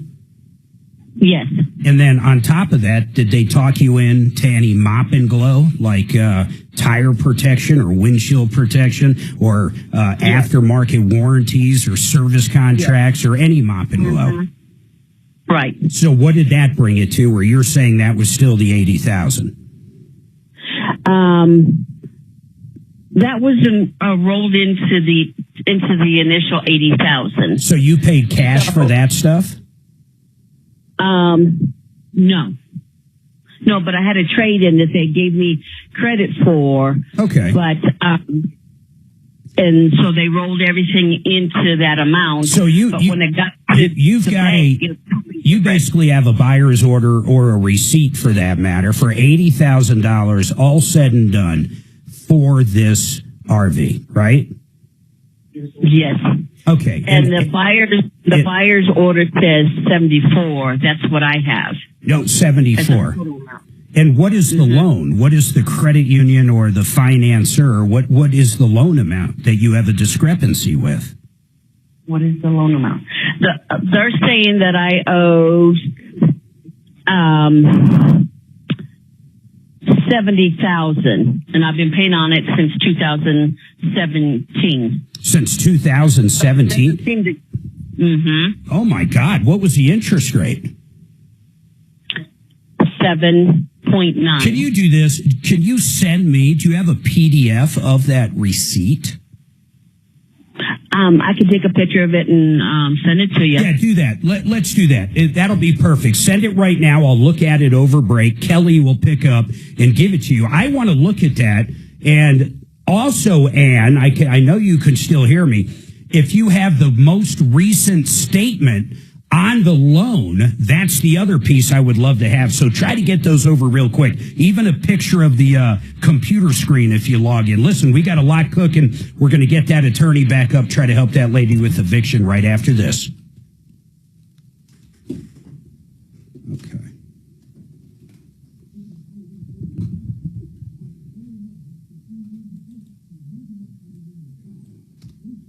Okay.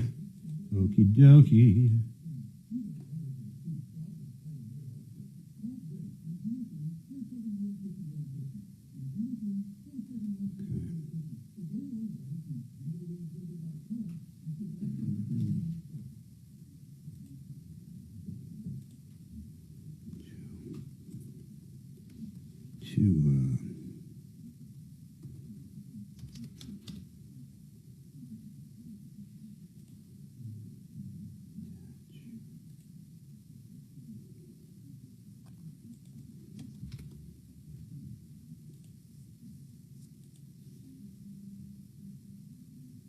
We'll get there on the double.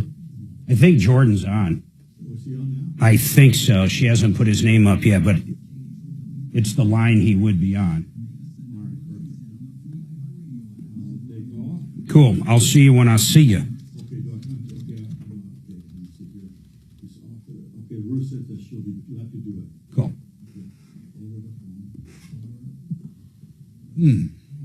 So she'll do it on Friday then. Great. She'll get some stitches taken out, so she says that, Okay. get on Cool. 15. Sounds good. Joe, nice to see you again. You want some coffee before you go? You want a to-go cup? Okay. I got one right here. Awesome. Okay, man, I'll see you next time. All right, take care. Thanks, Mark. You're Bye-bye. welcome, man.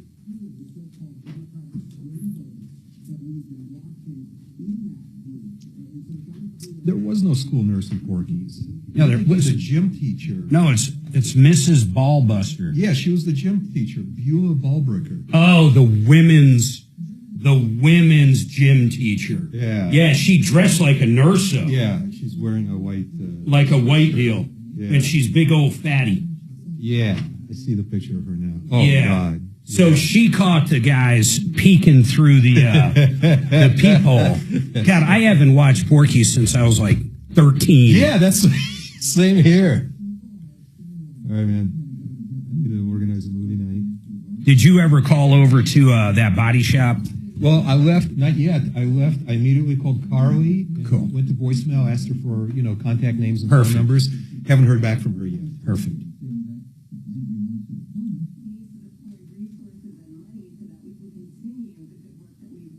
Yeah, I can't go number 2 anymore.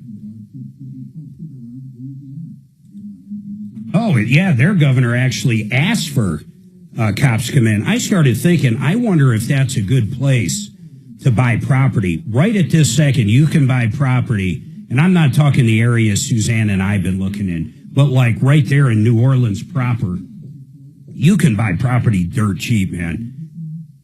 I mean dirt cheap because the crime's so bad. I almost wonder if that would be a good little investment. It sounds risky as hell, but... I don't think so, man. I mean, that's always been a shitty city.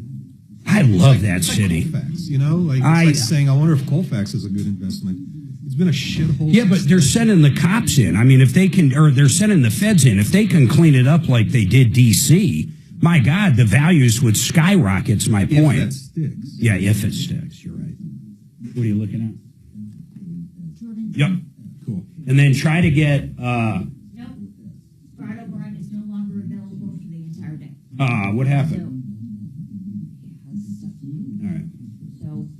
Going to try to line it up for tomorrow? Yeah, line it up tomorrow. There's no way anybody else is going to have that info.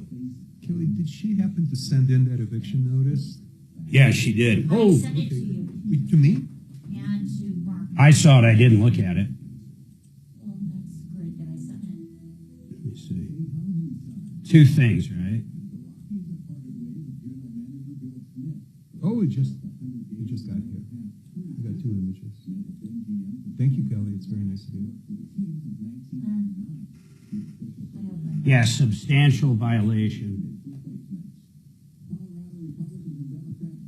Okay, so she is on government assistance. She said that Willie, well, whoever it is, apparently it's Willie. Well, I get that, but was not on the lease. I asked her that.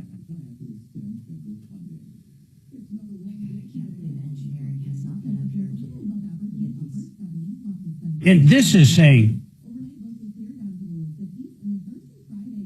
saying Gabrielle was detained first and Willie was detained later the same day after being barricaded for several hours inside the home. Yep. Jesus, SWAT team was there? Yep. Get her back up. I do have a couple questions for her I want to get the answers to.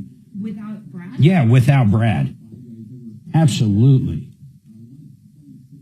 This is totally, of course, I mean, it's totally different than what she said. On 9/22, the community had heavy police and SWAT team presence to arrest Gabrielle, and Willie. Gabrielle was detained first. This is crazy. This is completely different than what she said. I mean, did she not know we were going to, see this? Did you see how she... Or is she saying they're lying? She blocked out Willie's last name so we can't look him up. It's probably the same last name, but I don't know. She said it was her boyfriend, not husband. How would you like to be her next door neighbor?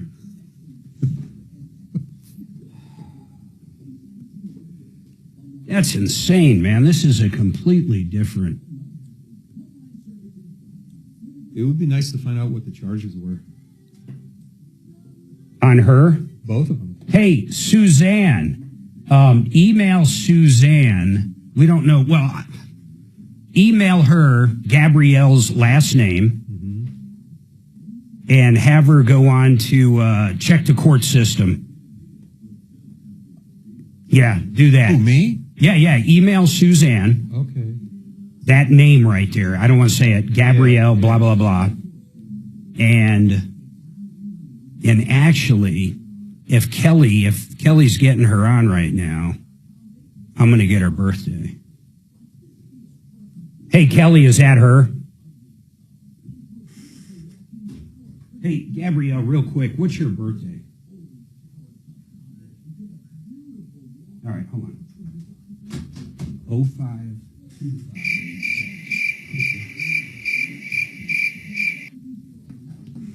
That'll answer that question easily. So we'll pull up and see what she was arrested for. I mean, I'm not saying the landlord can't be lying, but this story is way different. This is saying she was arrested first or detained first. Maybe she wasn't arrested. We'll find out. We will find out if she was arrested.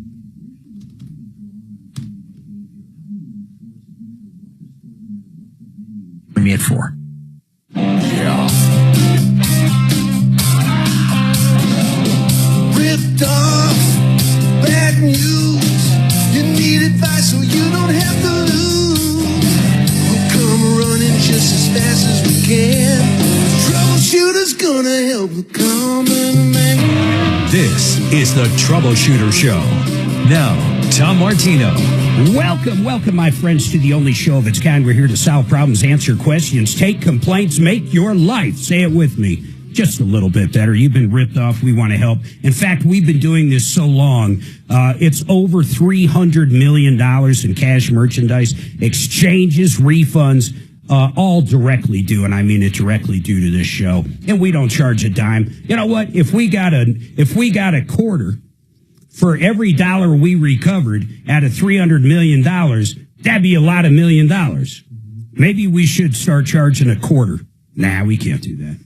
I wonder if there is anything else here. We always say the only show of its kind. There's other financial shows, Dimitri. In fact, the one guy, I like him. He's the guy that says don't use credit cards, blah, blah, blah. What's his name? Oh, he's really famous. I know who you're... Dragon, who is it? I know you'll know. Who's the guy that says you shouldn't have credit cards, pay everything off? Ramsey? Yeah, Dave Ramsey. Very smart man. I like Dave Ramsey. In fact, I see him on Fox News a lot for whatever expertise on lending. Now, I do disagree with him, and I'm getting a little off base on credit cards. I use credit cards for multiple reasons. Number one, security. I just don't write checks. I know Dimitri, my God, if he gets his hair cut, Dragon, I'm not kidding you. He has sat right here next to me and proved me. I said, there's no way no one does that. And he pulled out a check made out to his barber for like $25. Him and Doc are the only people I know that write checks. I'm shocked Doc can write. In my defense, it was $40, including the tip. It was a $15 tip on a $25 haircut. Real quick, is he the owner, too? No, she works there. She works there. If it was the owner, I've had this argument with people before. If you get your haircut or a hairdo, if you're a woman or whatever, colored or whatever. I don't know what they do. Yeah, I mean, who does? It just shows up on the bill, and I accept it for some reason. But if they own the establishment, the owner, do you tip the owner? Like if a plumber comes out and he's like a one-man show, not like a big company, and does a good job and the bill's $300, do you pay him? Do you tip him? Yeah, I always do. You always do? I always do. And if I were the owner of the barber shop and somebody tipped me, I can't imagine being offended by that. I wouldn't be offended, but I generally don't tip owners. I know it's customary for some reason not to tip owners, but I don't know the origin of that custom. I call it the Marc Mager custom. I don't tip owners. I mean, okay. Wait, and I'm the cheap one? I'd like to think I don't, but I'll tell you what, when it comes to tipping, we have all fallen into this now, this guilt trip. That's absurd. I find myself giving a barista who poured a cup of coffee, didn't even have to write my name on the cup because I don't order those frou-frou things. I get the tallest, blackest, darkest roast they have. That's what I get. And they turn around, they put it in the cup, they hand it to me. Then it wants 15, 20, or 25%. And I'll be damned, I always feel guilted. I do. Do you tip in that? Yeah, I always tip at Starbucks. And it's not because I feel guilty. I just kind of feel like giving her an extra buck. I mean, they usually do a great job, and I mean, it doesn't cost much. And if I can contribute to their well-being and their happiness for only a buck, that's an awesome deal for me. All right. We had a caller, Ann, call in. I'm going to go back to her real quick. But Kelly, did she send over that information? Because there's not much I'm going to be able to do till we can look at it. But Ann called in, and here's the bottom line. Back in 2017, she bought a new Class C RV. It sounds like a really nice unit for around $80,000. She's been paying on it now for 5, 6, 7, 8 years. 8 years. And still owes $74,000 on it, which seems impossible at a 7% interest rate. So, math is going to solve what this question is. Kelly, did she send that stuff over? I think Kelly's talking to her now. So we're going to get that information, and we're going to crunch the numbers. Meanwhile, Michelle's got a problem with a mover. Michelle, what's going on with you? Michelle? Yes. What's going on? What's the issue with the mover? Okay, so I'm coming from San Diego to Denver. So before I came out there, I had the movers where they put our stuff in storage. So we were able to call the same movers, and they gave us a decent rate, and they said they would do it.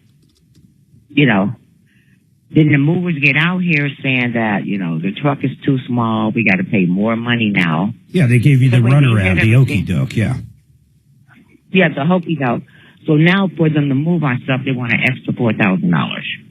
Yeah, and they got you where you don't want to be gotten. And I mean, what's the contract? What's the name of the movers? Where's your stuff now? Do you know the answers to any of these things? Okay, so our stuff is in San Diego at a Q-Smart. So the name of the movers, hey, Best Movers. What is it called? Best Movers? Best Movers. Boy, you're coming in and out like. Movers Best. Okay, can you hear me now? I can hear you now.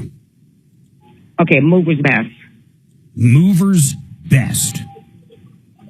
Yeah. That's the name of the company. And they're out of San Diego. Yeah. And I assume do you have their telephone number? Tell you the telephone number, the Best Movers.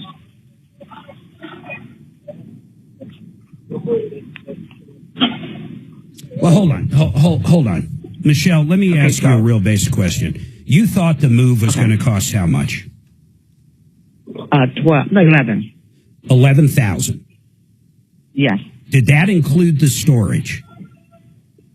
No, we already paid for our storage. They just come in and take the stuff out of storage and put it on the truck. And then bring it to you. Right. And that's supposed to be, so they went to the original location in California, right? Yep. And they packed it up, and it was going to be 11,000 to bring. Okay. Go ahead. Yeah, we already packed everything. Everything is okay. in storage. I get it. All they have to do is just load up and then unload when we get to Denver. Here's what I'm trying to ask, Michelle. The contract basically said they're going to pick up the boxes, deliver it to a storage facility, go back, get it from the storage facility, and bring it to wherever you're moving. No, the contract is saying that they're going to pick everything up, and then they're going to put it on the truck, and everything should be in Denver by October the 3rd. So what does this have to do? Explain the storage part of this to me. All right, so the issue is they get out here, they look in storage, they say, oh no, this truck is too small, they need a bigger truck. I said, wait a minute, you have to move the stuff in here. So you know what we have in storage, so now they want an extra $4,000. They want an extra $4,000 because they're saying the stuff that they dropped off in storage in a truck will not fit in the truck to pick it up from storage. Exactly. Well, that makes almost zero sense. I mean, really, that makes zero sense. But I'm still confused on one thing. Where is the storage facility? Okay, the storage facility that we have is in Vista, California. It's in San Diego. Okay, so they picked it up and brought it to that facility. Where are you now? Right now, I'm at the facility to get the stuff out of storage. No, I'm saying, where do you want this stuff moved to? Denver, Colorado. Into Denver. So when you first signed up with this mover, they knew they were going to be dropping the boxes off somewhere in California, then picking them up at a later time and bringing them to Denver. They knew all that, and that was supposed to be $11,000. Oh, I see what you're confused of. Okay, so we have, start back. So the movers moved everything to storage. Okay? Yep. Now, they're supposed to be coming back, taking everything out of storage, putting it on the truck, and taking it to Denver. So everything's already pre-packed and everything. All they got to do is just load up and then unload when they get to Denver. Okay. There's no facility waiting, where it's waiting for them to get it. No, we right here. So with Michelle, I'm not asking the question right. I'm going to take blame for this. Here's what I'm really trying to figure out. When you first met these people, you were in a house or an apartment and you needed furniture moved and boxes moved that you already packed, right?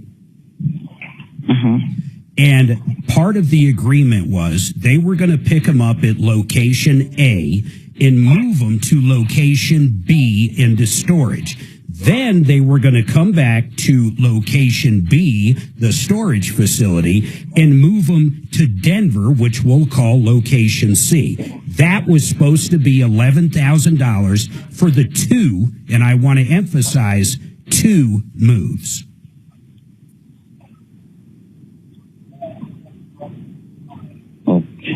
Am I not saying this right? And I'm being dead serious. Dimitri, please give it a shot. Maybe I'm not. Seriously. I'm afraid to, Mark. I think you've been following this to a much better extent than I've been able to. I'm really not sure what's going on. So Dragon, you're good at this. Sounds like you explained it pretty well. I'm just trying to make sure if that's the story that she believes she was told. Yeah, that's what I'm trying to get to, Michelle. Did the movers know everything was going to go to storage and get unloaded, then it was going to go back into a truck and moved again to Denver? Did they know that, or did they think everything was going to go from wherever in California directly to Denver without any storage involved? Okay. So when the movers initially came to the house, we put everything in storage. That was in April. Then we made the phone call. Who put it? Said they can come get the stuff out of Did those movers put it into that storage? Or did you already put it in there? Oh, no, they put the stuff in the storage. Okay. They've been in there since April. So they knew everything was going to... All they have to do is just come and take everything out and put it on the truck and go to Denver. All right, hold on. Let's take a break. I'm going to ask her some questions offline to make this a little easier. 303-713-8255. And we're going to have Gabrielle back up, too. She's getting evicted, and we got some information on that. We're still trying to get Brad O'Brien. Oh, you did get Brad on. Correct. He's free. Oh, cool. So we have her attorney on. And do we know if Suzanne is working on that other piece to that puzzle? Did she say anything? I emailed Suzanne at your request. Haven't heard back yet. Suzanne, give him an update, please. Everybody hold tight. I'm telling you, we've got a lot coming up.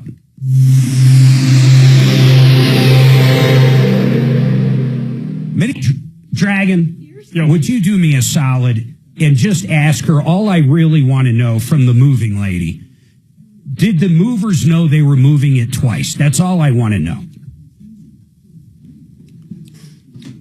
Good afternoon, Tom Martino Show. Hey, Michelle.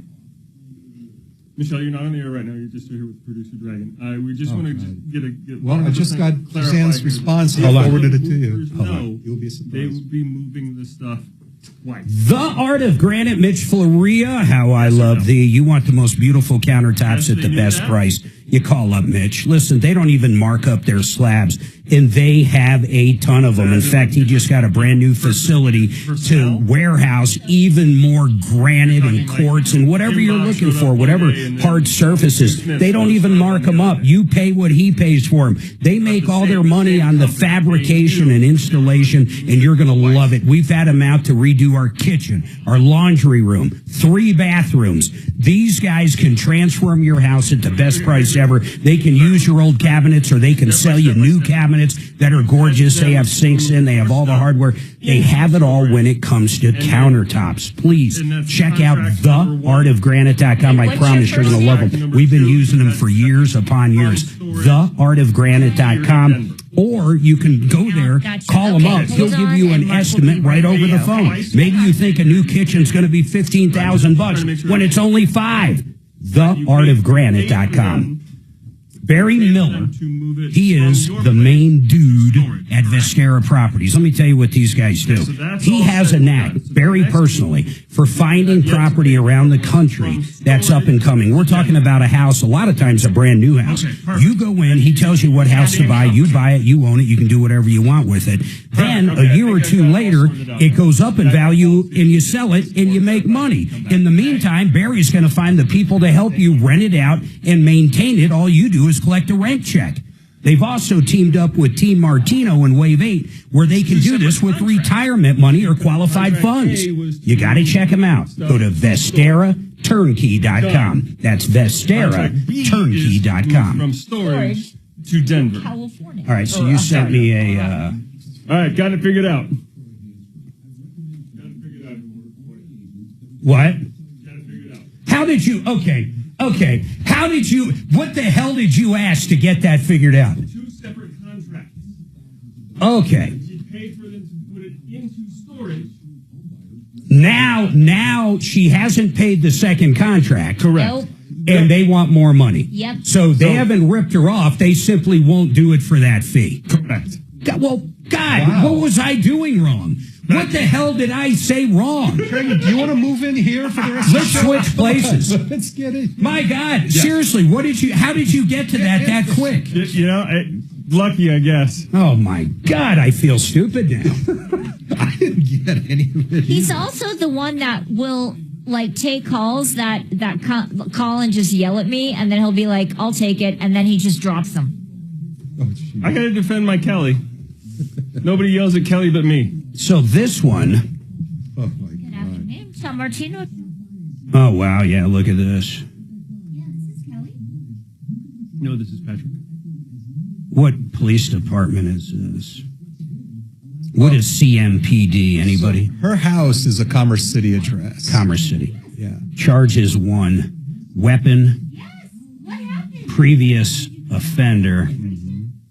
Status.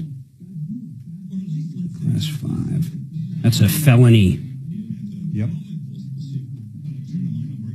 Now,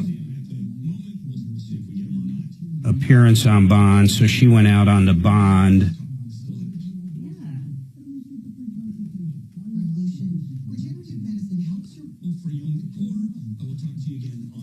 So basically, well, it can't be the 26th of November. Isn't that affidavit for arrest warrant, felony complaint filed, affidavit for arrest warrant, order for warrant, warrant upon affidavit, law enforcement warrant canceled, Thanksgiving's the 27th.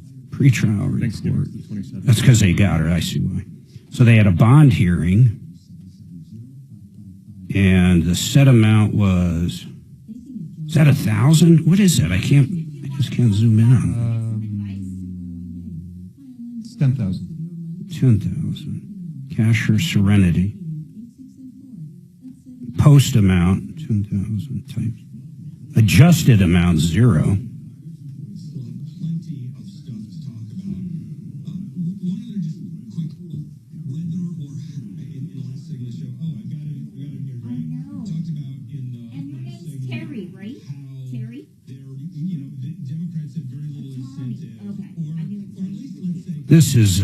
This is crazy, man. Now that's just her. We don't know about her boyfriend. What he got popped. Yeah. She did not say she was going to jail over this or getting. Or felon. How dare she not tell us everything? You missed a good one. We're going to have her back up, Dragon, but all right, cool. You want to talk about a different story. Holy moly.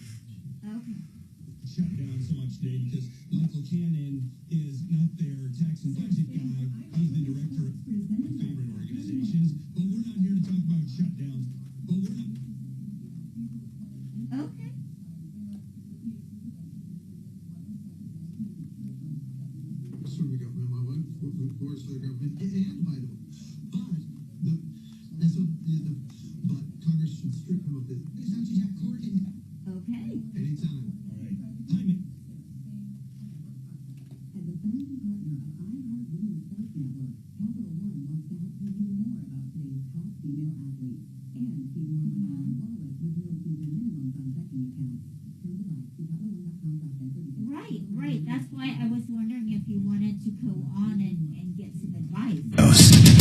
Trajan Wealth, your trusted local fiduciary advisors. TrajanWealth.com.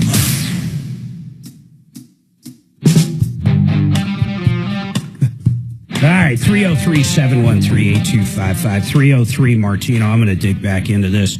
We've got a couple things here. So, Gabrielle, we're going to get back to your problem, which I'll recap, but it's crazy. She's getting evicted. Her boyfriend or ex-boyfriend, I'm not sure where that is, but basically had himself, according to her, barricaded into their house, and the police had to come out. SWAT came out, basically kicked down the doors, and just did all kinds of damage to this rental that she's in. Apparently, he's not on the lease. He had a restraining warrant against him. Now the landlord's trying to kick him out, and there's a lot of rules or a lot of laws in Colorado when it comes to victims of domestic violence. So we've got some more information on that, and I'm going to bring Brad O'Brien up on that as well. He's looked over that stuff. But I got to finish up very quickly. Brad, I know you're on there. Let me do this real quick, then I've got time for this other deal. But Michelle, you talked to Dragon off air, and now I understand. So let me get all the listeners up. You basically had two contracts. It wasn't one contract for $11,000 to move your stuff from your house to storage, then storage to your new house. You had one contract which they fulfilled and you paid for to move it into storage, right? Yes. Yes. Now they originally quoted how much money to bring it from storage to Denver.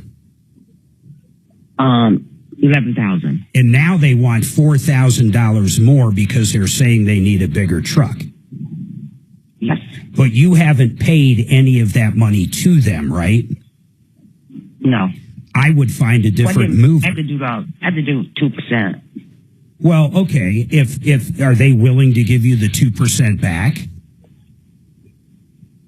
No. Well, I wouldn't mind having Deputy Doc or Dimitri or someone calling over there to get the 2%. But if they want to charge you more for something you pretty much haven't paid for yet, I mean, that's that. I mean, they don't want the job for the price they said, and we could look at the contract, but I would assume by looking at a million moving contracts over time, but I'm happy to look at it. I'm not kidding you. I'd be happy to look at it if you have it in a PDF form, and I'll tell you if they have an out or not, but they're probably able to change their mind and charge you more. So why not just get quotes from different movers? Okay, like I said, this just happened. I just called you. Okay, I appreciate it. Okay. Well, hold on. Michelle, I want to say one more thing, okay? Okay.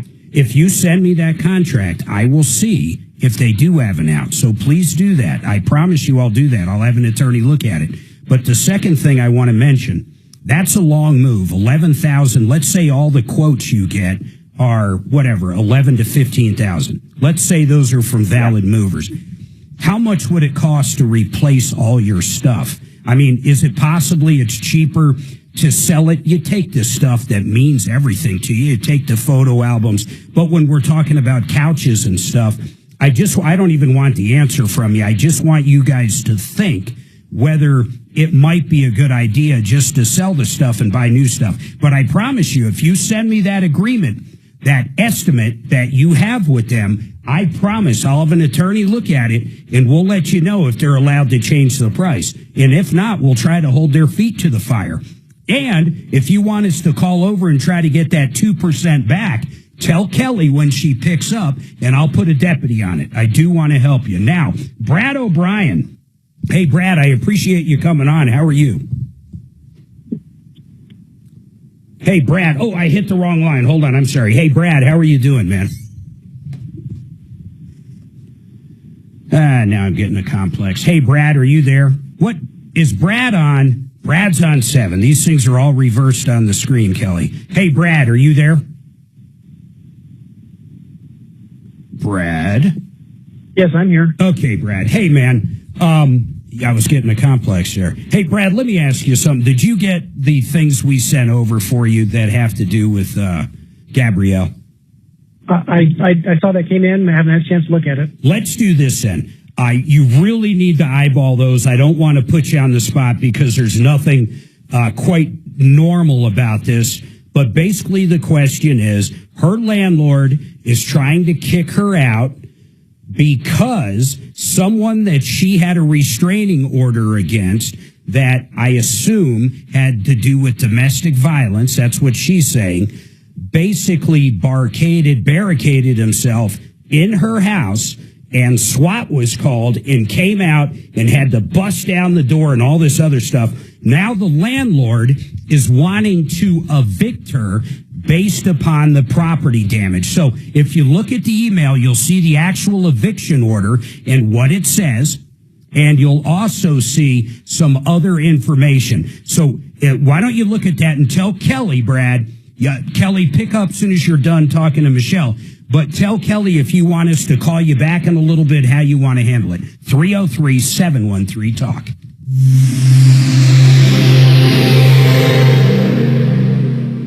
This. Don't know what. Hey, Brad. You've never sent an email before? You don't have an email address? I'd love some coffee, man. Okay, all right.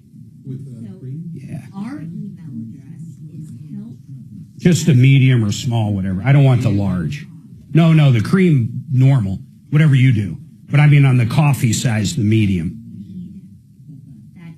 Thank you. And Michelle, go ahead and give me your phone number.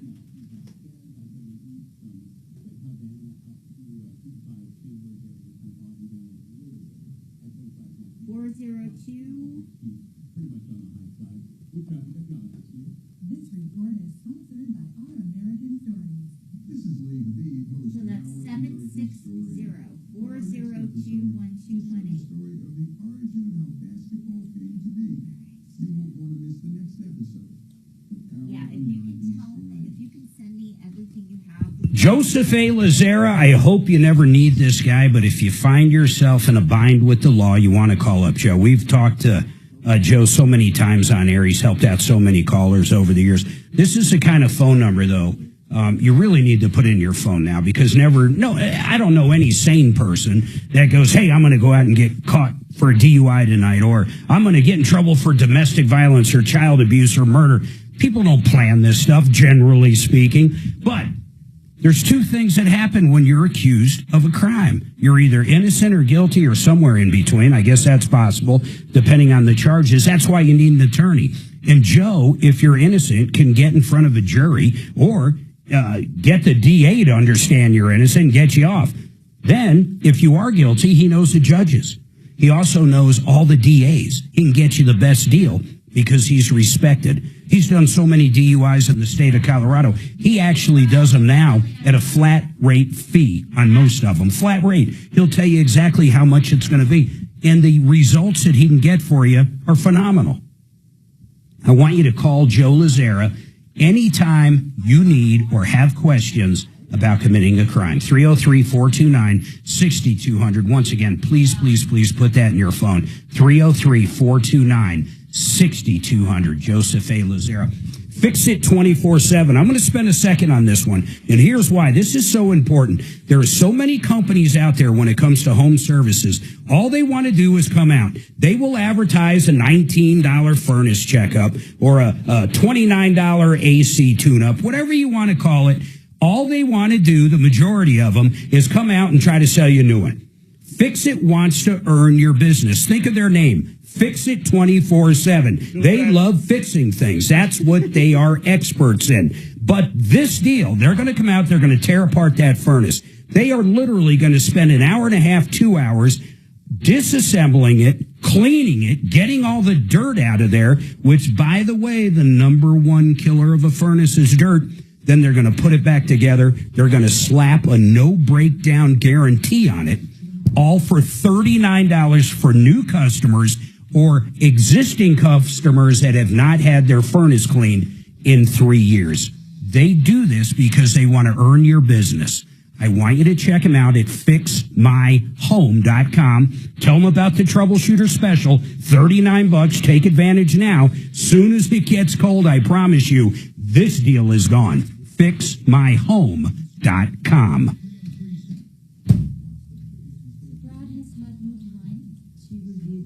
Yeah. Yeah, whatever. So what's he want to do? He said 15 to 30 minutes. Perfect. So I'm going to tell Gabrielle. Yeah, tell her. Call her back. Yeah. And you can do Amy, Okay. who is quite a fast case. Okay.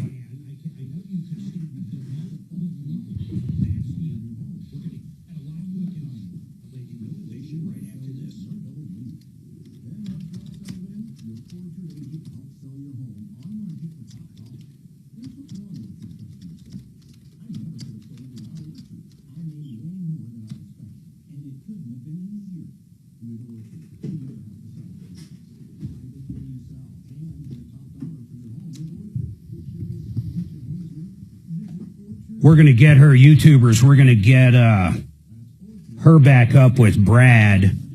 We have the criminal report. We know what happened that night. Well, we at least know what the police think happened that night. We got a lot of information.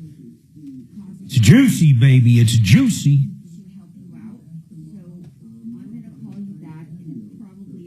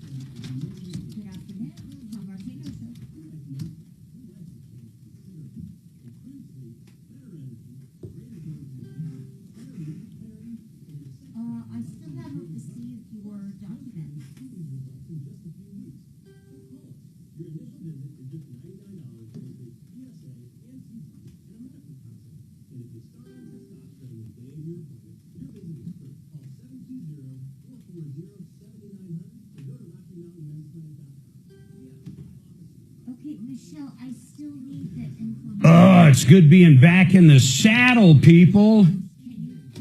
It's good being back in the saddle. I'm probably a little too amped up right now. I'm usually quite mellow. Usually quite mellow. In fact, Suzanne has called me Mellow Mark for years.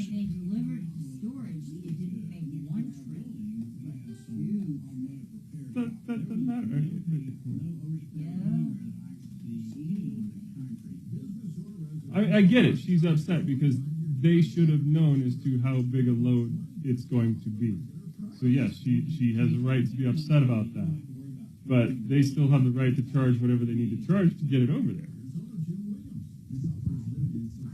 Over this case. Was she upset or what? What's her problem? Apparently, she's now saying that it took 2 trips to get it to storage. What's that? Who cares? Right. What the hell's the relevance? Exactly. Is she going to send the contract? K-How. All right, 303-713-8255. We got so much in the hopper. My brain's spinning. Here's the bottom line, though. We're going to have Brad O'Brien is going to come up. I wanted to give him 15 minutes, 20 minutes to really look at what's going on with this case about the woman getting evicted, who possibly could use the fact that she had a restraining order against this person at the time of the eviction. Anyhow, I'm not going to recap it till we get him back on. In the meantime, I'm going to go to Amy. She's got a question. It looks like her parents passed away. Amy, I'm not sure. What is your question? Hi. I'm having an issue with the bank. We had gone in to make my husband the beneficiary because I was the power of attorney. Well, when both my parents died, I thought everything was taken care of at the bank. And we had one account with just my mom. That one was taken care of. The second one was a joint account for both my parents. And they locked that down because they said my husband was never put on as a beneficiary. And now because they're both dead, I have no access to anything. Have you opened, is there a probate open or no? No. There's something called a small estate affidavit. And really, that's exactly what this is made for. How much cash are we talking?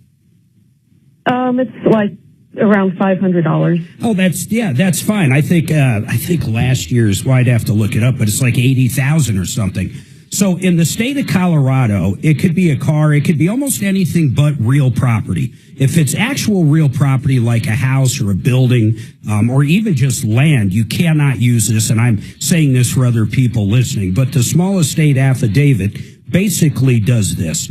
You fill it out when there is no probate open, and you bring it to the bank, and you should get the $500. I mean, it's pretty much like that. Long as there's no other beneficiary listed, is there? No. Yeah. I'm an only child. That's probably all you have. What I don't understand is why wouldn't the bank just tell you this, although it's really not their place to tell you this. That's probably why. Yep. Now, I did find this out from calling the county, but I'm looking at the form, and is there someone that could help me fill out the form, or is it just pretty much... Well, an attorney would cost you a fortune, but give me an idea of what's on the form that you need help with. Well, it says name of successor and property description and amount. Would that just be the bank account? Yeah, well, no, you'd be the successor. Who's getting the money? You, right? Not your husband. I mean, it would be you technically. Right. Yeah, so it would be you. And once again, this isn't legal advice. I'm not an attorney. This is from taking questions for years and years on the air. But the bottom line is, yes, so what was the other question? The amount or the property would be $500 cash. Okay. And then what else? I'm sorry, I'm reading.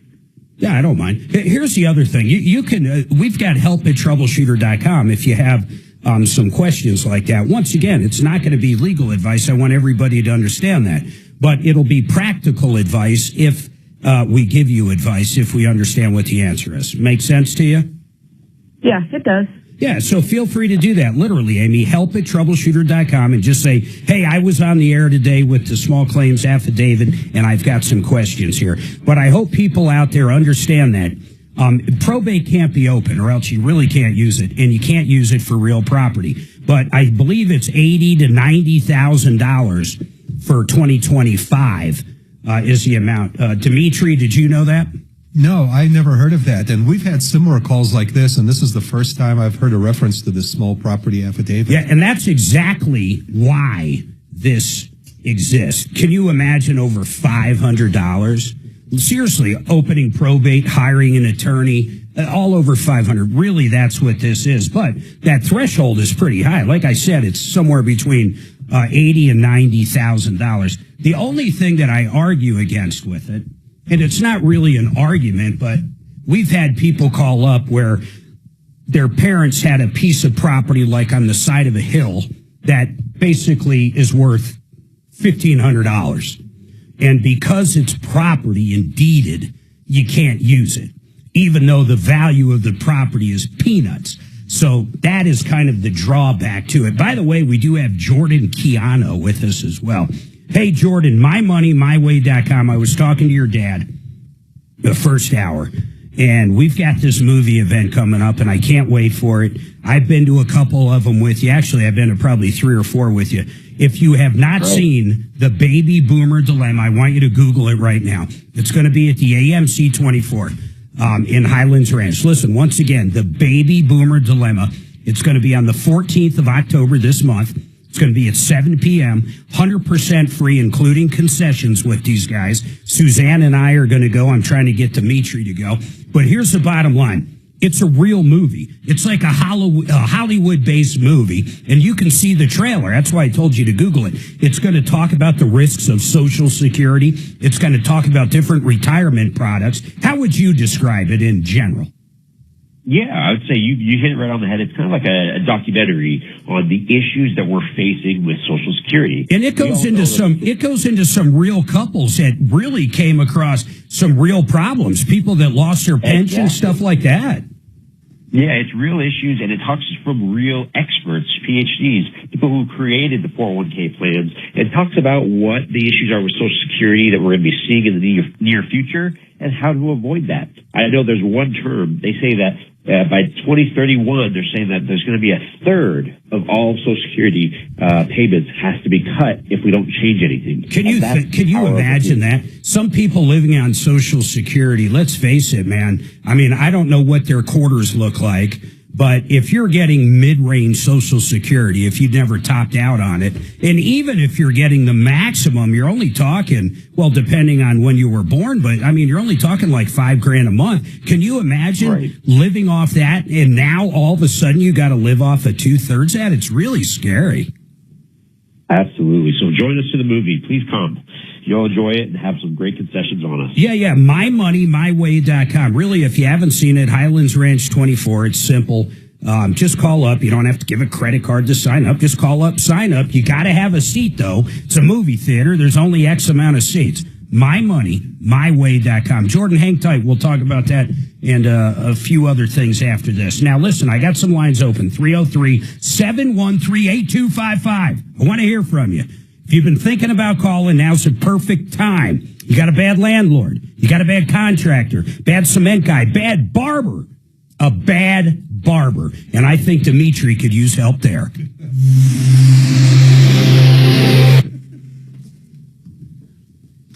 you imagine being this woman's next door neighbors? I couldn't imagine being in the same... on the same block. Thank you.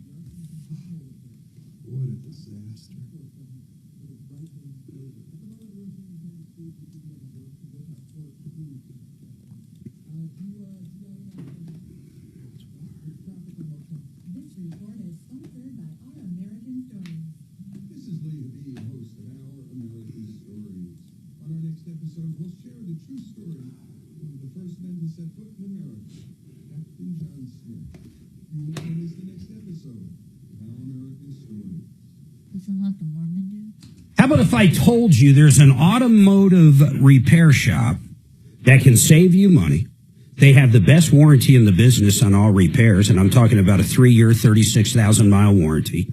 Their pricing is better than any dealership and almost all the competition out there. They have an electrical division that can fix any crazy electrical problem out there.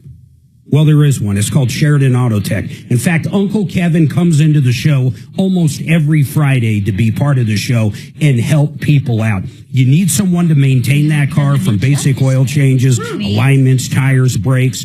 That's your guys. You need someone to fix complicated stuff, maybe an entire engine or a transmission. That's your guys. SheridanAutotech.com. SheridanAutotech.com.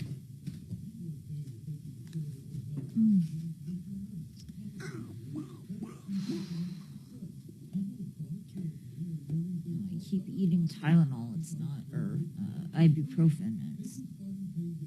I got a new, Suzanne and I got a new fucking killer toy, man. Well, what is it? It's called the Dwarf. Google this. Dwarf 3.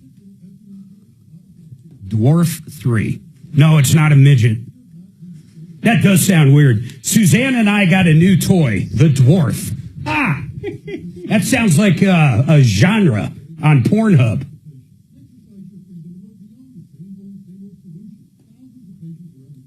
That's pretty cool. Dude, it's only this big. Uh-huh. It's like $600. Yeah.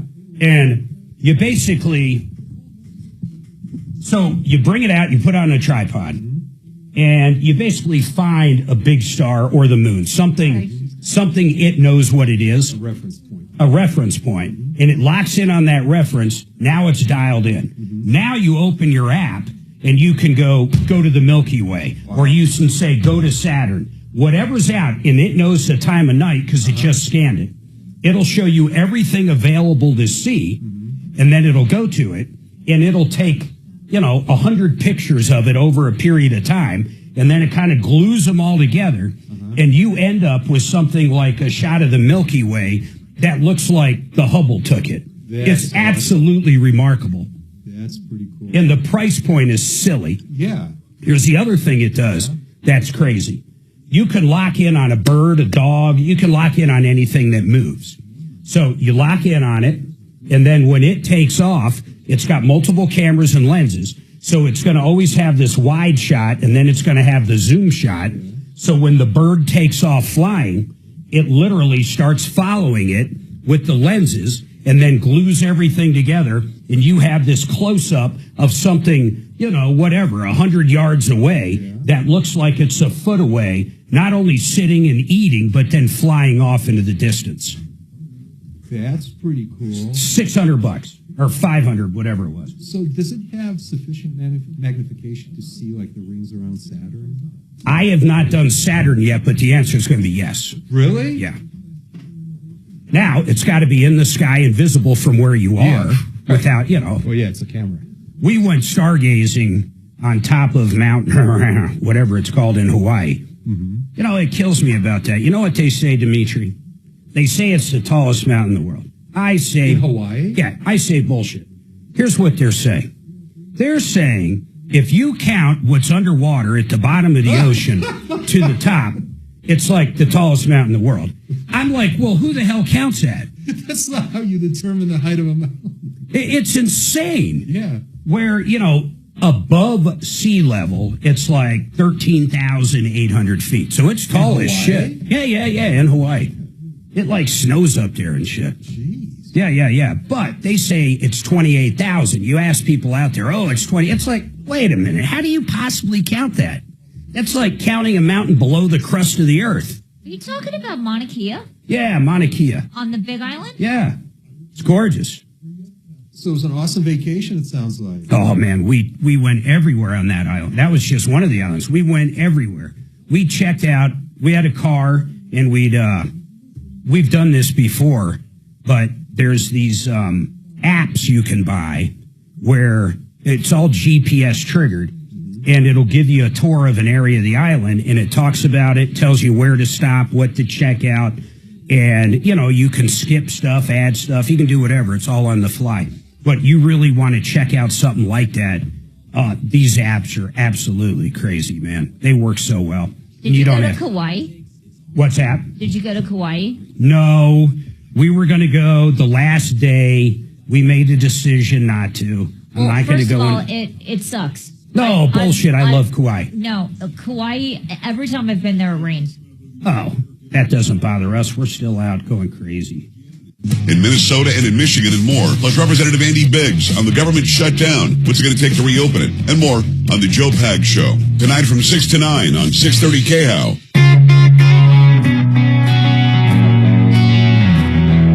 All right, 303-713-8255, 303 Martino. We've got a few minutes left here. By the way, I do want to hear from you. 303-713-8255. You've been ripped off or taken advantage of. I was talking to Dimitri. Suzanne and I went to, what's it called again? Mount what? Kilimanjaro? No, what? Mauna Kea. Yeah, it's on the big island of Hawaii, and we did this stargazing, which I've never really done. I've never been into astronomy. It's fascinating, though.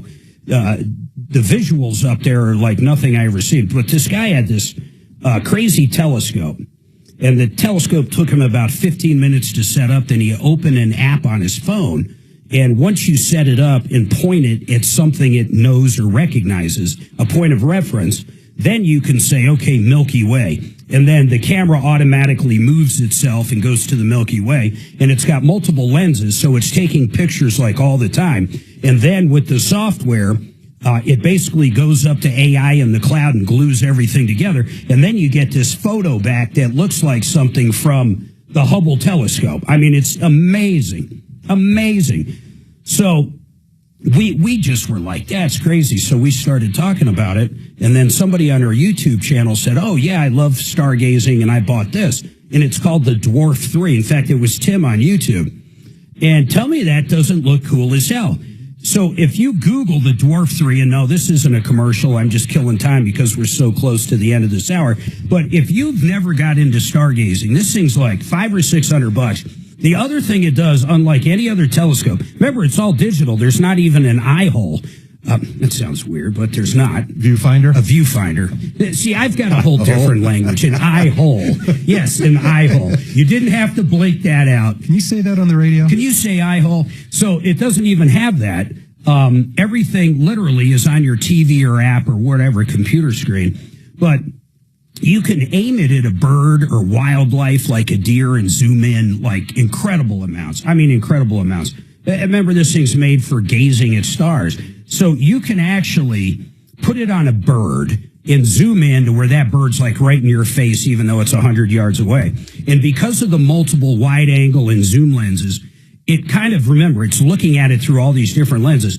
Then when the bird takes off, it literally follows it, almost like a drone would follow a car or something, and you see the camera moving, and you can have this awesome video of this bird or this deer or whatever that the camera's following. It's quite remarkable.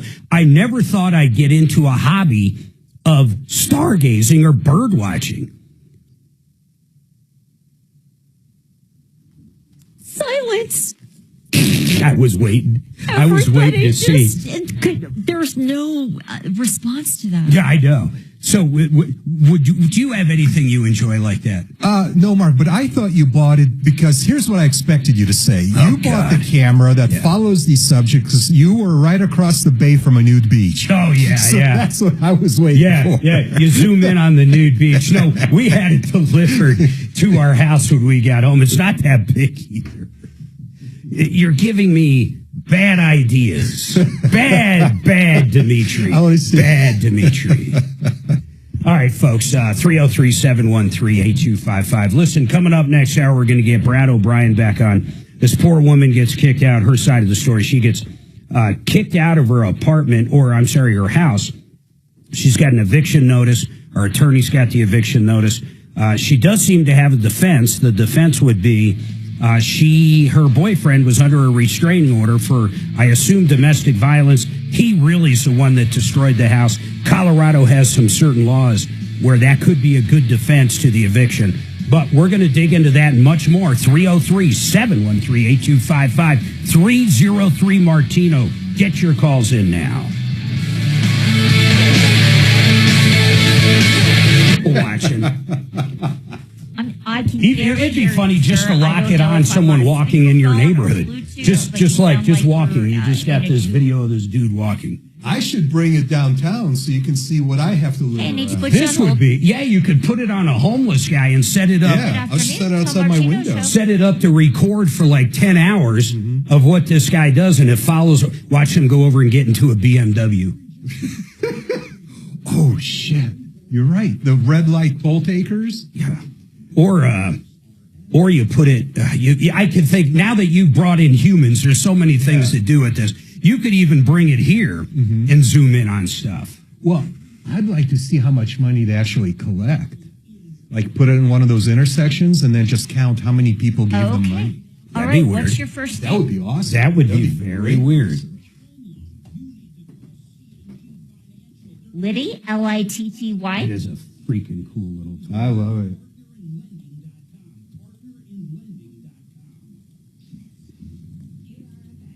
Letitia.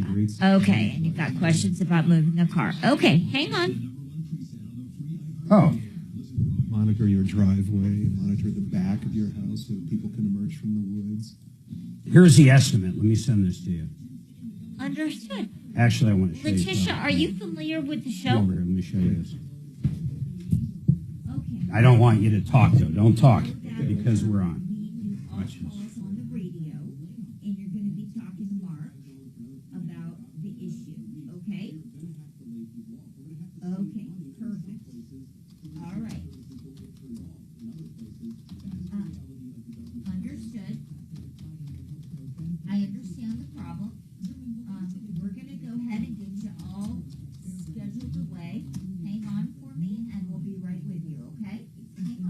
Don't say anything. No.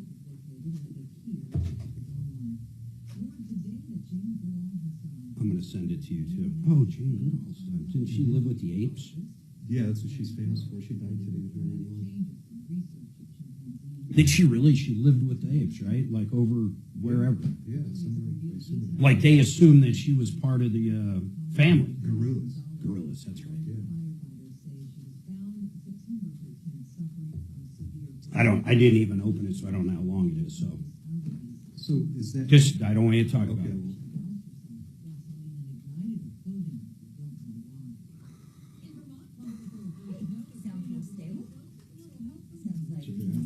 Oh yeah. Oh, did you bring it? Yeah. I want to check it out. Where'd you park, up front or back? The back. And you only paid $4,000? $5,000. 84,000. It's a cruiser, huh? Oh my God, it's the most comfortable. No oil leaks? None. Not even a little drip? There's seepage from one of the valve cover gaskets, and Kevin's going to fix that next week. That ain't a big deal at all. Yeah, but there are no leaks. Is it a V6? V8. V8, wow. It's the same engine, transmission, and dual exhaust that they put in the police interceptor package. Yeah. Oh, fuck, this thing cruises. That's cool, man. It's like riding on a cloud. That Oh, God. With marshmallow wheels on a carpeted road. It is. It's just like that. You would believe shag carpet, in fact. Oh, my God. It's so nice. I'll let you know when it's done. Okay. Understand. Right. Usually, I have a feeling because where I'm at right now is why it's taken so long. Yeah, that's right. Yeah, it's the connection. So the network. But it's absolutely incredible. What is the camera? What I'm doing, what you're doing. Yeah. Okay, yeah. Incredible. Well, I can't wait to see what it comes up with.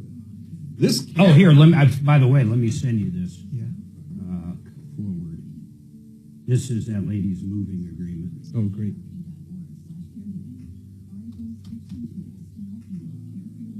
I almost sent it to Dimitar. That's so funny. I've actually done that before.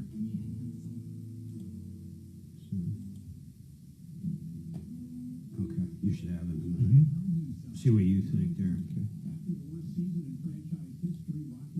The worst season in franchise history.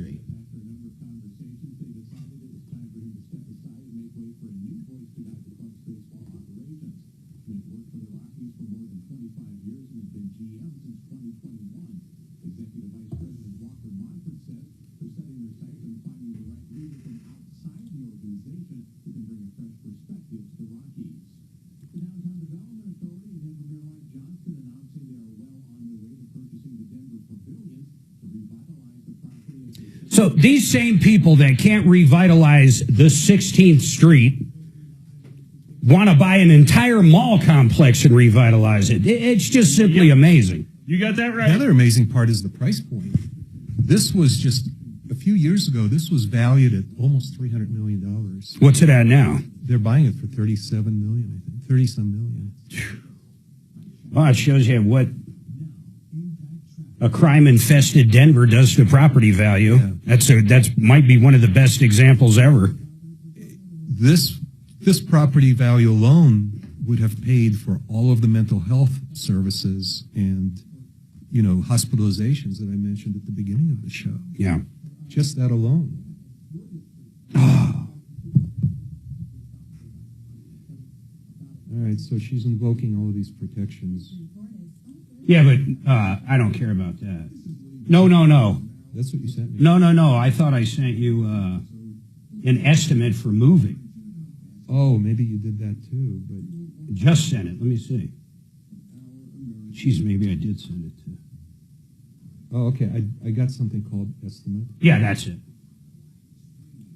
That's the one that she doesn't want them changing prices. I can't imagine if she hasn't paid that. Well, no, that's not true. Let's not forget. She did give consideration already because she said she gave 2%. Mm-hmm. The price is final and guaranteed. Super fair and transparent.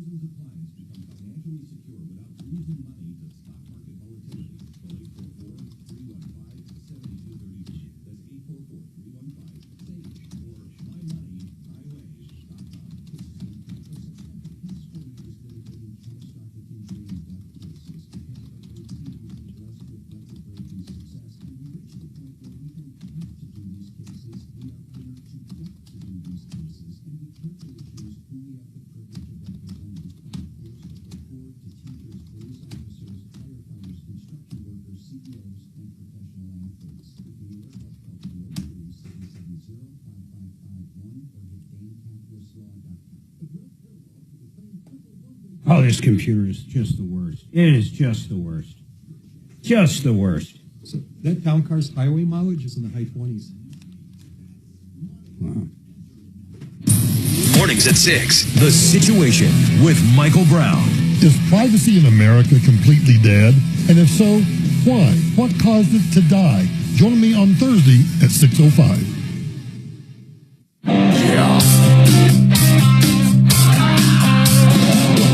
Ripped off, bad news.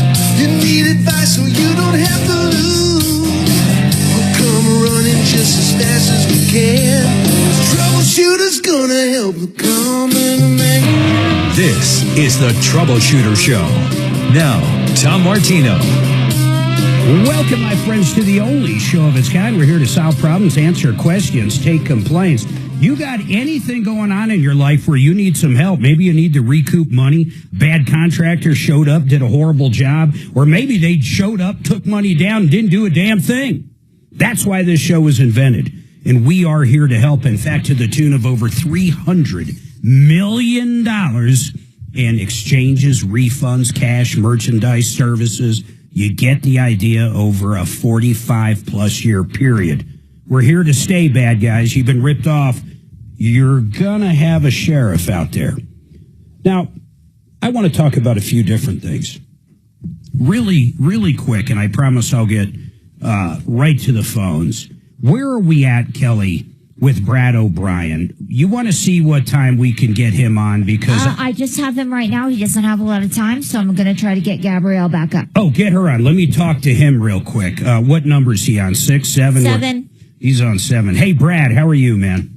I'm doing good. Hey, I really appreciate you looking at that. So just a really quick recap. She calls up, and this woman says, hey, I'm getting an eviction notice. I sent you that. It looks like they're doing an eviction because of property damage, and there's other stuff I'll let you get into.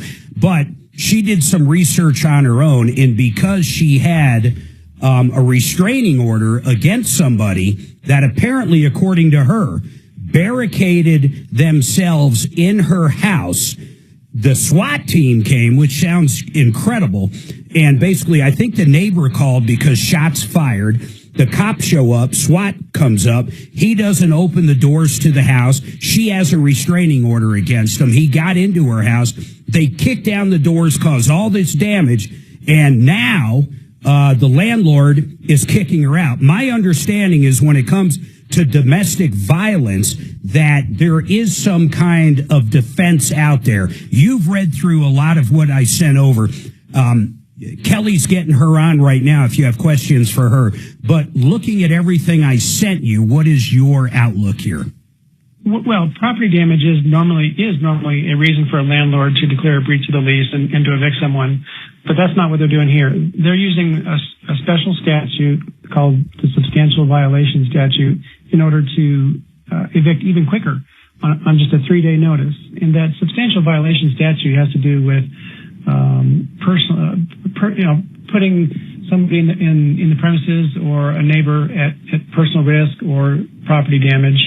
And it's normally the kind of offense that carries a jail term or it's drug related, a jail term of 180 days or more.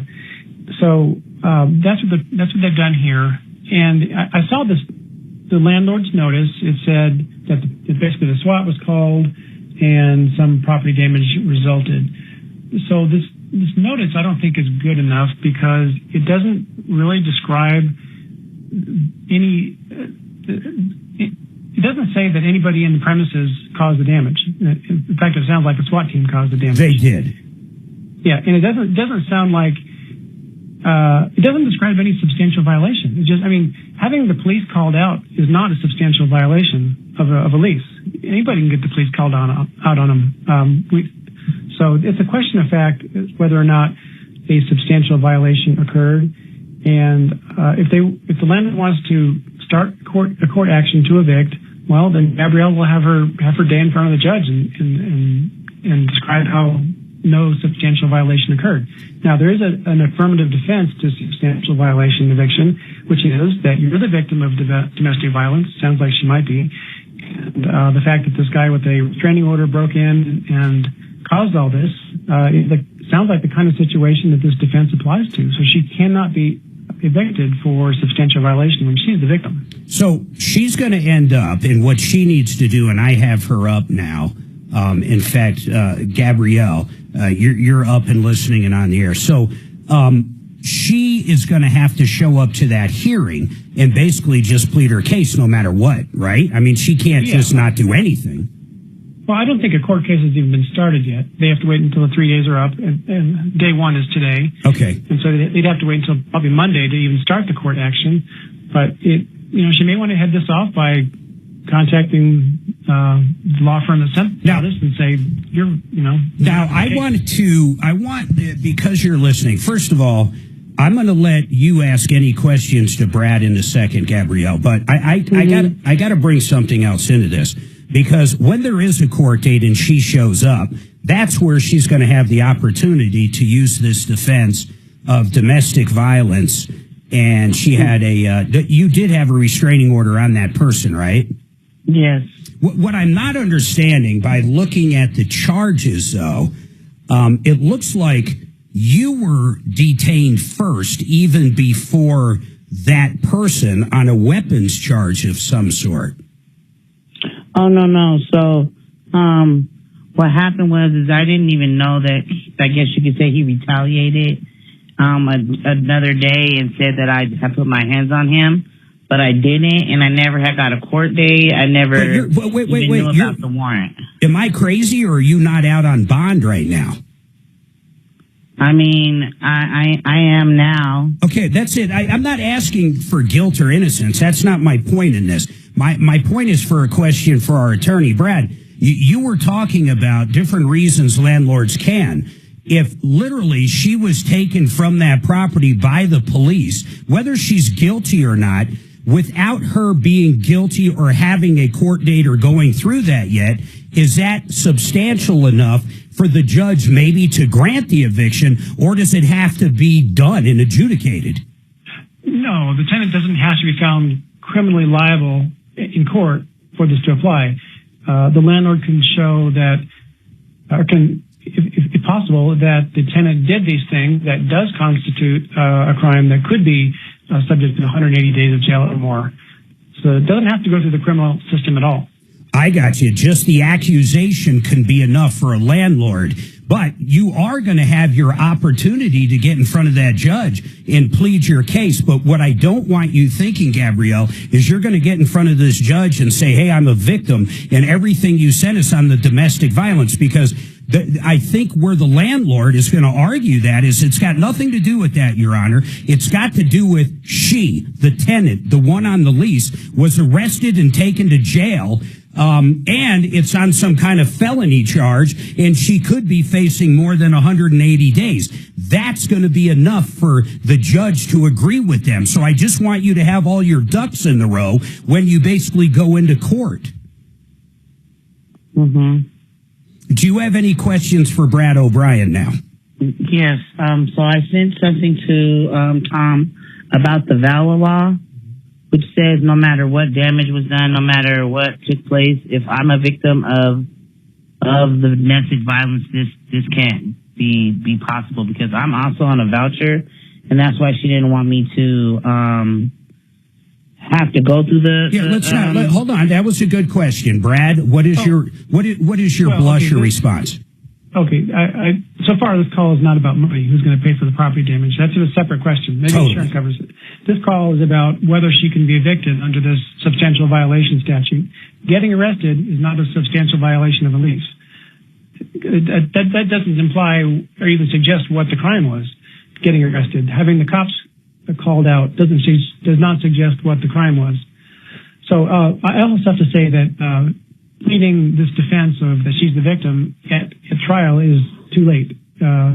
If she gets served with a complaint, she's going to have to file an answer in writing. That's the time when this defense needs to be stated before the trial. So she needs to basically respond right now, either in her own words or through an attorney. Yeah, she's going to get served with a summons and complaint after when 3 days. When a landlord starts a court eviction action, and then she'll have like a week to file an answer, and that answer ought to say, I'm not liable. You can't evict me because I'm a victim and the statute protects me. Okay. Then the trial will be scheduled like a week later. And then you'll have the hearing and show up, and then basically you'll plead your case. So I wouldn't be able to take that VAWA paper that I had sent you guys to the office? What do you mean to the office? To what office? To the landlord, to the office, to the leasing office. I wouldn't find a problem with that. I mean, I don't know if it's going to change your mind, but of course there's nothing wrong with that. Because I don't know if you read it, but it says that all this wouldn't be able to take place because of that situation. Well, okay, listen, yes, you can take it to the office, in my opinion. Brad, I want to ask you something, though, man. So, looking at that, I agree with you 100%. You're the attorney. I mean, they really don't even talk about what the substantial violation is. So she's going to write that answer and bring it over to the office or whatever. I mean, let's even forget about that part. My question, though, is if there is a court date set, and my guess is there is going to be a court date. Let's say she responds, there's a court date, and they show up.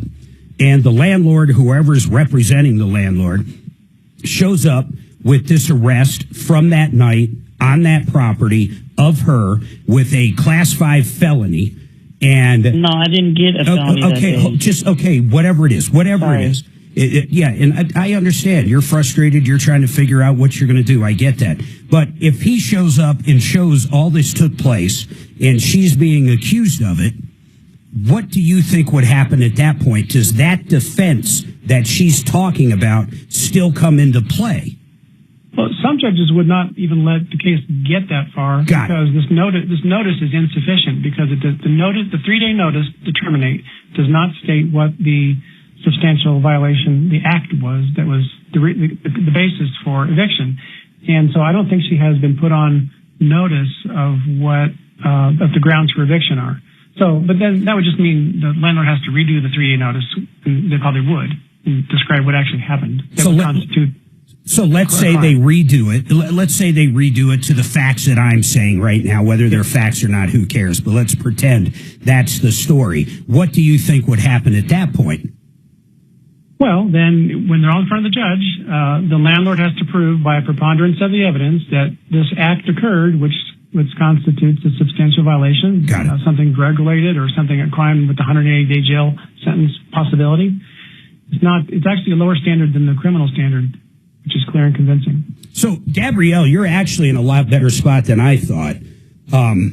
First of all, they didn't write the notice right according to our attorney, and I agree. Just by reading it, I don't even know what you did. I mean, basically, they talk about the SWAT team doing something, nothing that you did. So, when you respond to this notice, which you better respond to, according to Brad, you need to respond to it. Basically, I don't even understand. How would you word that, Brad? What would you do for she doesn't have to respond until she gets served with a complaint. Correct. After the 3 days, and she gets served with the actual complaint that needs an answer. Yes. What would you put? Answer that says, I'm not subject to eviction because the statute protects me, and I'm a victim. That's all. You can do it in 2 sentences. Yeah, that's it. So, Gabrielle, when you get served, that's what you're going to do. Do you follow that? So the 3 days, basically they have to give 3 days notice. So they gave you the 3 days notice, and they can only do that if the 3 days, Brad, is only under that substantial violation, right? Yes, normally it's a 10-day if you don't pay your rent. Yeah. So they're going to most likely, at the end of that 3 days, at some point, come and serve you with the actual eviction and a court date. That's when you're going to answer basically what Brad is saying. I'm a victim of domestic violence. I mean, but would you make it short and sweet, the answer, Brad, or would you get into detail or what? You know, the answer form literally has like 3 lines. So that's it. You can't. I mean, yeah, but also she might consider a motion to dismiss based on the fact that the 3-day notice was insufficient, didn't describe the substantial violation act. But then, like you said, most likely they would just start over. I mean, she's buying time is what that would be. Yeah, right. Gabrielle, I know this is, like you said, you had a voucher, so I assume it's Section 8 or something. So that tells me you probably don't have money for an attorney. But if you do have some money for an attorney, the other thing is I would talk about you calling Brad or calling up an attorney that actually knows what they're doing on this. But, what other questions do you have? Because I think we've given you a ton of information, and a lot of it's probably good news. Yeah, and I appreciate it. If I can get Brad's number, that would be great. Yeah, no problem. Hold on here. And by the way, let me get her on hold and lock Brad in. So give her Brad O'Brien's number. I'll give it out over the air, but give it, do me a favor and give it to her. I'll put her on hold for you. Hold on. Kelly and I were playing with the same lines there. I'd put it on hold, she'd pick it up. I'd put it on hold, she'd pick it up. Anyhow, Brad, so I know you do everything tenant, landlord, property, and everything else, and I have touched on this subject a million times with you. Landlords in Colorado, for goodness sake, if they have not redone their lease in the last, 5-6 years, there have been so many changes, they could have a lease that's, possibly invalid. Please explain to landlords how important it is when we're talking residential, how important it is to make sure your lease is up to snuff. There's people out there right now still charging pet deposits and monthly charges for pets that they're not even supposed to do. Yeah, if you haven't updated your lease in the last 5 years, good portions of it could be unenforceable and could even get the landlord in trouble where they could be held liable for fines or attorney fees in favor of the tenant if they don't back fees. They don't update their leases. Yeah, it's so important. You send it over to Brad. He'll look at it. You can go back and forth. He's got flat rate pricing on some stuff. And here's another thing. If you're looking at a new house, I just was reading how new home builders are finally starting to come around. If you're looking at a new house, do not use a realtor. Well, you can use a realtor. I don't care about that. But you want an attorney involved. Those contracts are so complicated and they're almost 100% in the builder's favor, meaning you think you're signing a contract for them to build a home for $600,000 and come closing time, they want $800,000 and there's not a damn thing you can do. And they can even keep your earnest money in most of them. You better understand what you're getting into. Would you agree with that statement, Brad?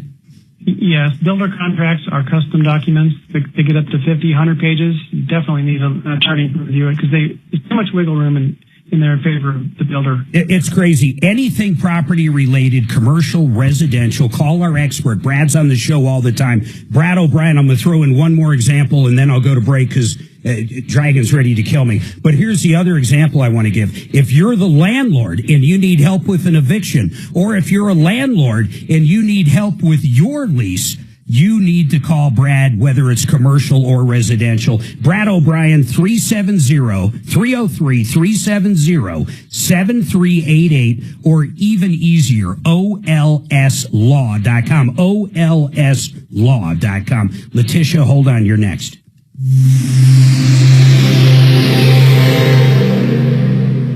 It's Cybersecurity Awareness Month, and LifeLock is here with tips to help protect. He pushes the button, so I'm going to trust him he does. If he doesn't. I know.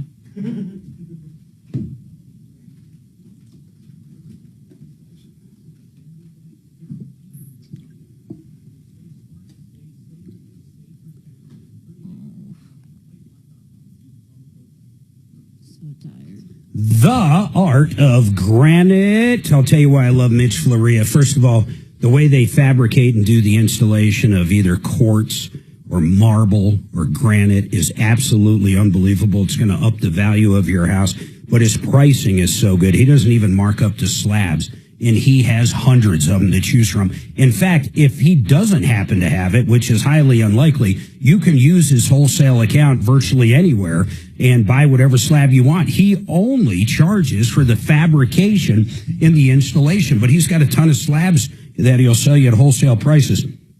Susanna and I have literally used this company 1, 2, 3, 4 times in our house over the last 10-year period. Recently, it was our master bathroom. Not only did he do new countertops on the vanities, but he did around the tub, he did the windowsills, he did everything. I mean, it's so dramatic, the great change he makes. It's unbelievable. He's also got a line of cabinets that is gorgeous if you need new cabinets, and sinks. But like the last project we did, we used the existing cabinets, and it transformed the bathroom. You got to check these guys out. In fact, he's the only guy I know with countertops that gives estimates over the phone. Think of what a great Christmas gift this would make. Check out theartofgranite.com. Go to theartofgranite.com and call them up, get an estimate on the phone, set an appointment. Everything's free when you're getting an estimate with these guys. You're going to love them. Theartofgranite.com. Fix it 24/7. 39 bucks. $39 right now will get your furnace clean. No, they're not like the other guys that come out and say, you need new furnace. Nope. These guys are going to come out, tear apart that furnace right in front of you, spend an hour, 2 hours, whatever it takes, cleaning all the dirt out of it. You're going to see your furnace. It might give you a little anxiety when you're looking at all the parts there on the floor and they're cleaning them, but it's crazy. They're going to clean the furnace, put it back together, slap a no breakdown guarantee on it all for $39, my friends. New time customers or existing customers that haven't had it done in 3 years. That's who qualifies. But new customers, you're going to be introduced to a great company that does plumbing, heating, cooling, and electric in this $39 deal. There's not a better way to introduce yourself. Check them out. Go to the website, call up, schedule the appointment online. FixMyHome.com. FixMyHome.com. Do it now.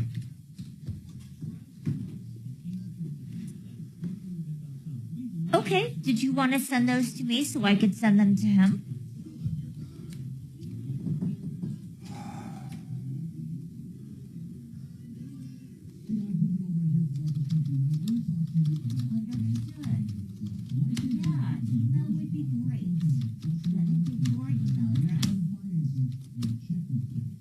It's help, HELP,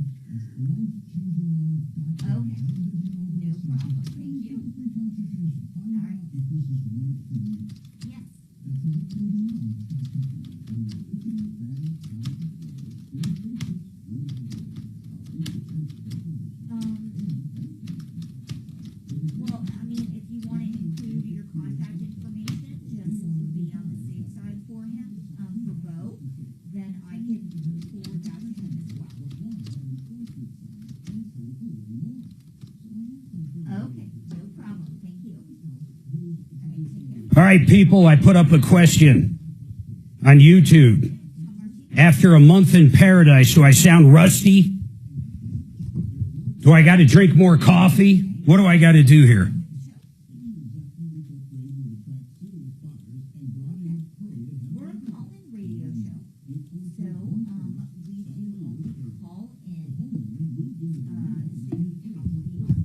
It is weird being away for that long.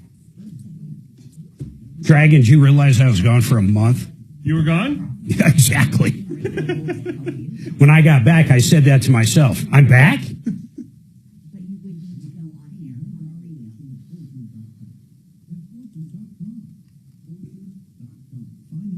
A poll. That's a good idea. That is a great idea. That is a absolute great idea, Hellcat. Hold on here. We need a poll. I can't think of the last time I did a poll. Let's see here. Plus. Okay. Poll. Question. Paste. How am I doing after a month in paradise with no shows? Do I sound rusty?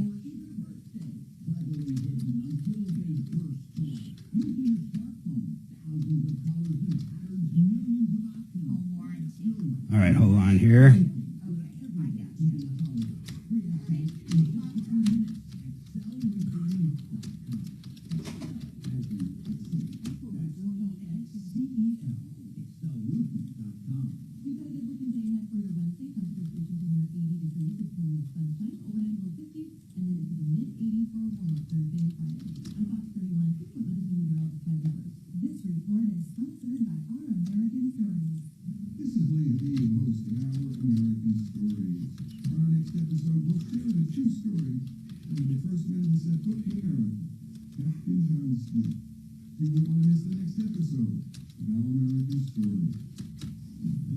All right, here comes the poll. Ready?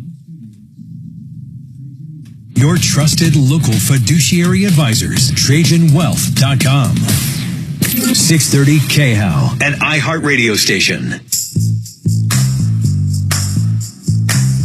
All right, 303-713-8255-303. Martino, you've been ripped off or taken advantage of. I do want to hear from you. I want to recoup money from you.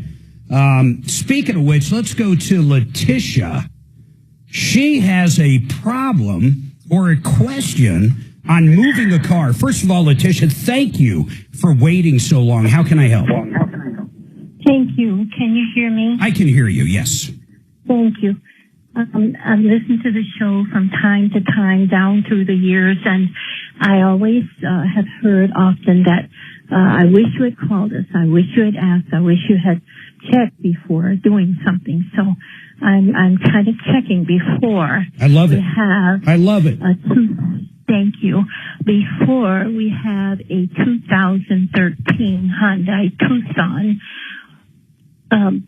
by vehicle transport come from Millville, New Jersey to Aurora, Colorado. So you want to ship the car? Yes, but I don't want these people to take advantage. They're seniors, and my sister has moved to Colorado permanently and is now ready for the vehicle to come. Yeah, here's what I would do. This is a very good question. I'm glad you called. I would call up Rod at JFR Cars, and I'm going to have Kelly give you the number after that. They're also on our referral list, JFR Cars, as in John, Frank, Robert, JFR Cars. But here's what I like about them. They're not actually a shipper, but they ship cars all over the country. They have access and paid for a subscription where they hop right online, and these are only valid things that car dealer uses, and they can actually find the cheapest price for you in this program. And they're going to mark it up a little. You're going to spend, they got to make a few bucks, but they're going to find you the most economical way and the safest way as far as not getting ripped off. Someone that's got insurance in case something happens, just like that. So that's the best way to do it. JFR Cars. Okay, because we contacted Roadrunner Transport or Roadrunner, whatever, and they all of a sudden we had 4 or 5 people calling different companies uptown. So what you called was probably a lead aggregator. That's what you called. I mean, I don't know that for a fact, but I'll tell you where it happens a lot is in moving, not just cars or transport, but moving in general. And what happens is you're calling a company that tries to farm it out. So the other place it happens a lot, if you ever apply to something like it, Quicken Loans or some kind of reverse mortgage, all of a sudden you got every bank in the world calling you. So you want to call exactly who I just said. Don't deal with any of these other things. Yeah, I think not, because they were saying that they didn't know if it would come in a one-car containment situation or on a just call a up rack.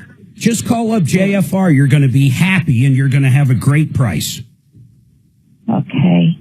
All right? Thank you so much. Thank you. You're very welcome, and keep listening to the show. Although I know she's still listening, I put her on hold. I'm going to bring her back up real quick. Actually, I've got a question for you. Can I ask you a question? Yes. You said you listen to the show all the time, and you wanted to, you hear Tom and I always say, call us before something happens. But you didn't call us before you made that call to Roadrunner. I'm just curious. You kind of piqued my interest. Yes. I was online doing some research. Got it. And I saw them. And I clicked on the link that said from where to where.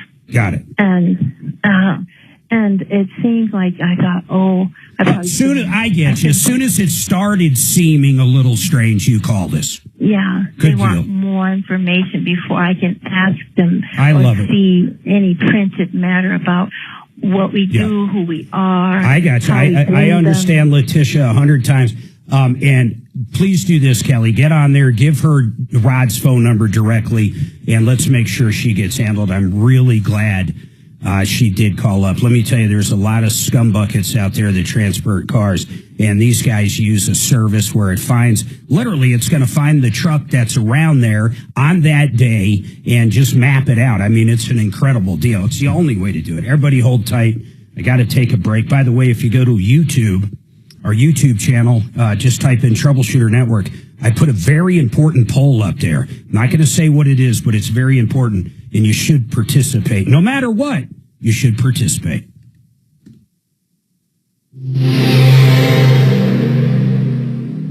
My poll. No, not yet. I'm going to go. And you've got an update? Oh, yeah. Cool. The BMW call from this morning. Cool.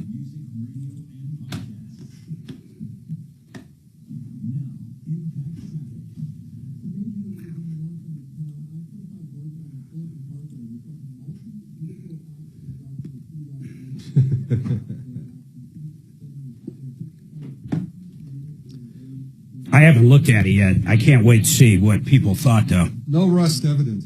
No rust? Excellent. Well, I didn't hear any. Did anybody say yes? No, nobody said yes. You did a good job with a poll, Mark. It's that Democrat poll.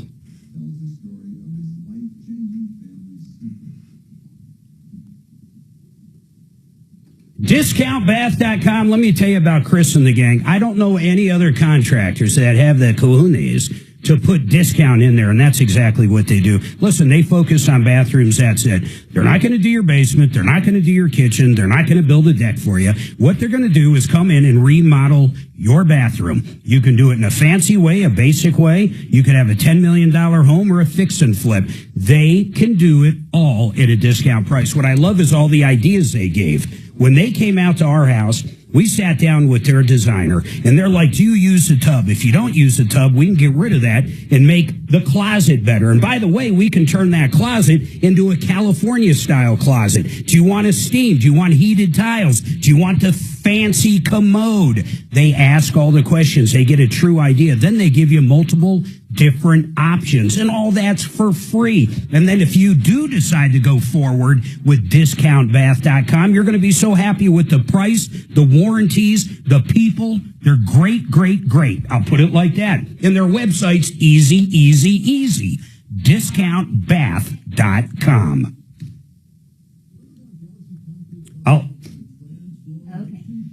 I'll do Vestera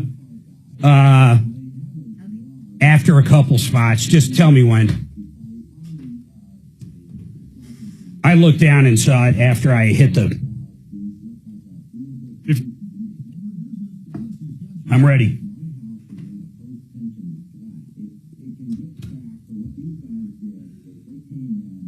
Bad Bunny. I thought Taylor Swift was going to perform. I don't even know who Bad Bunny is. Bad Bunny. Never. I'm so out of it. You know he's probably like the most popular singer in the world. I've never heard of him. And he's our Super Bowl. Yeah. Even though Taylor Swift's dating Kelsey.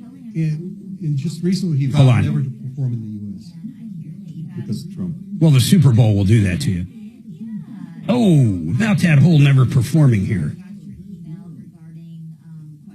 All right, let me tell you about VesteraTurnkey.com. These guys are great. Barry Miller will help you invest your money. Here's the bottom line. You will get a house. He's going to find you a house somewhere in the country. I promise it won't be in Colorado because our market's so messed up right now. But he's going to find you a house, a nice house, in an area where the property is going up, up, up, up, up. So you go in, you buy the house. He's going to help you find a company where you can rent it out while it's appreciating. And then when you're ready to sell it, it's your house. You can sell it at any time. You sell it, and that's where you make the big bucks because it appreciated because Barry knew the right area to invest in and buy a house. It's really quite that simple. We have callers and listeners that are making 40 to 50% annual returns, have 4 or 5 homes with Barry. Check it out, VesteraTurnkey.com, VesteraTurnkey.com. All right, YouTubers, we have a good update. I don't even know what it is yet on the BMW call from the first hour, right? Yep. There was a body shop. They wanted an extra $1,100. Yep, we've got an update. Right, Dimitri? Yeah, sure we do. Now, let's go see this poll. Let's see what's going on with the poll. Okay, wow, okay. The majority of people think I am incredible. Well, wow. But that's the good news. The bad news is some people think I sound awesome. But there's worse news. 27%, a measly 27% say I sound perfect. So if we take awesome, incredible, and perfect and add up the percentages, 100% of the people answered the question, no, I do not sound rusty. But they went even further to say I sound awesome, incredible, and perfect. You know what? I got to thank these people. It's a nice average. These guys, these YouTubers, they're the best. So heartfelt, so thoughtful. It is. It's like, Mark, they're welcome the real back. Heroes. You were missed. The one thing is I didn't see any flowers or any welcome back gifts. No chocolates. See the flowers in the lobby? Are those for me? Presumably, yeah. They're beautiful. I don't normally notice flowers, but there's a stunning set of flowers on the coffee table. I bet there's a card on there that says, "Welcome back, Major." Yeah. Huh. What kind of flowers are they? I don't know, but they're beautiful. And I touched, they're so perfect. I literally touched them to see if they're real, and they're real. I think someone did leave me a couch down there. There's this beautiful couch. I really like that couch. I do like that couch. I think the setup, remember the old downstairs years ago, Dragon? Yep. I mean, they really did a great job on that first floor. How long ago did they remodel that lobby? How long has that art been there? COVID. Oh, really? Yeah. So I'm going to call them to see if I can buy that art. Because I've been researching. I have no idea what they want for that. I'm just happy that you guys now have to go to the lobby to piss like I have to. Third floor's fixed. Let's all go to the lobby. Let's all go to the lobby. We're on your side. Call Fuller.com. All right, 303-713-8255. I was reminiscing to myself, if that's possible. Well, it is possible. I brought our kids to a drive-in movie. You know what? If you have kids now, little kids, I feel bad for you because really there's no I can't think of any drive-ins in Colorado. I mean, there might be one, but there used to be one right in Cinderella City. And I remember going to that with Suzanne, and I remember taking our kids to a drive-in movie in Wisconsin, Chautauqua, Wisconsin, little town, and it was packed on a Friday night. They even had arcade games under the thing, and they had the Let's Go to the Lobby song. It was just kind of cool. There's something that a lot of kids won't even know exists anymore. It's really remarkable. Mark, it's a great loss to the current generation, maybe even the last two generations. I have very fond memories of the drive-in movie theater in Lakewood. Love them. There's one over there, like 6th and Kipling. Yep. That was the Cinderella City one. No, the Cinderella City one was at Cinderella City. 6th and Kipling, yeah, of course. 6th and Kipling. And I have very fond memories of going over there to watch Back to the Future, and I actually had 2 people in the trunk of my car. Yeah. When we drove in, and then you're went a over rebel. the bumps extra fast. You're a rebel. And finally let them out. And not to date Dimitri, but the first release he saw out of there was Gone with the Wind. Yeah, before the talkies. Yeah, the talkies. Oh, man. Hey, Andy, what is going on? What is your question? Hi, Mark. How are you today? I'm doing great. That accent, where is that accent? Let me guess. Hold on. I'm British. British. I told you. Go ahead. Yes, and I just came back from being reblued anyway, so. And I am actually checking on if you've heard anything about Top Gun restoration, because I came back from England. Oh, you haven't? Okay. I came back from England last night and discovered that my RO system that was installed by WaterPros 4 years ago had burst while I was gone, and my house was flooded. Oh, my goodness. So, why did it burst? Did it freeze, I assume? No, it didn't freeze, and I'd left my heating on anyway, just in case. But Colorado Springs Utilities was doing some work in the area. Oh, they God. shut off the water, and when they shut it off and then turned it back on again, they overpressurized the system, and it burst out. And I mean, there are other things that told me that that was what was going on anyway. But yeah, it burst it, and it was probably leaking for 4 or 5 days before we came home. So it was a lovely thing to come home to, obviously. I can't imagine coming home to something like that. The worst we've had is we had a hailstorm and a bunch of hail melted and came in and ruined our kitchen hardwood. But I heard about that, yeah. So here's who I would call. I don't know anything about them. I assume you haven't hired somebody yet. I haven't hired a contractor. Top Gun came within an hour of us getting home to start the mitigation process, and they're doing a fantastic job, but I haven't. My insurance company just said, you choose who you want to do the rebuild, the rebuild afterwards. And then, we'll go with that. But if you want to use Top Gun, they're very good. We use them for a long time. I would not use the restoration company who's doing the restoration. Hopefully they do a great job. It sounds like they are. I'm going to tell you who I'd use, and I've done it personally. Okay. In fact, I did it with what I just described, that flood in our kitchen. Right.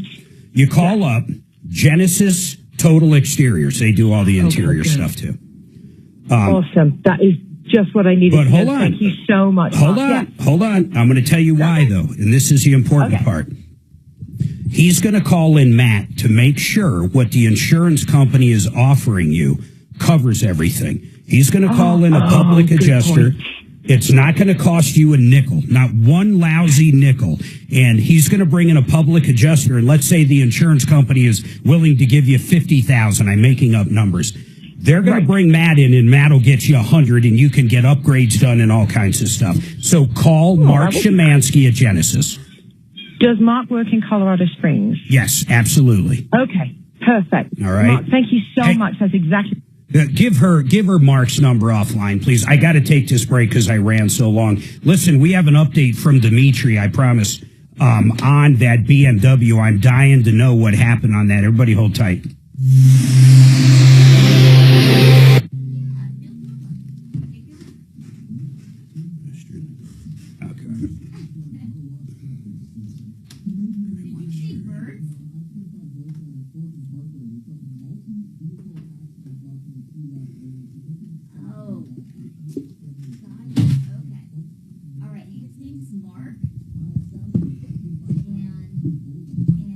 Did you notice how I guessed where her accent was from, just like that?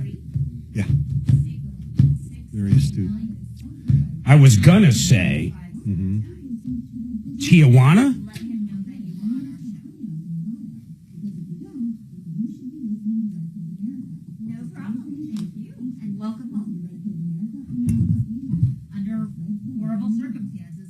Great Western Buildings. I'm going to tell you something. I use these guys. It's probably been about 5-6 years.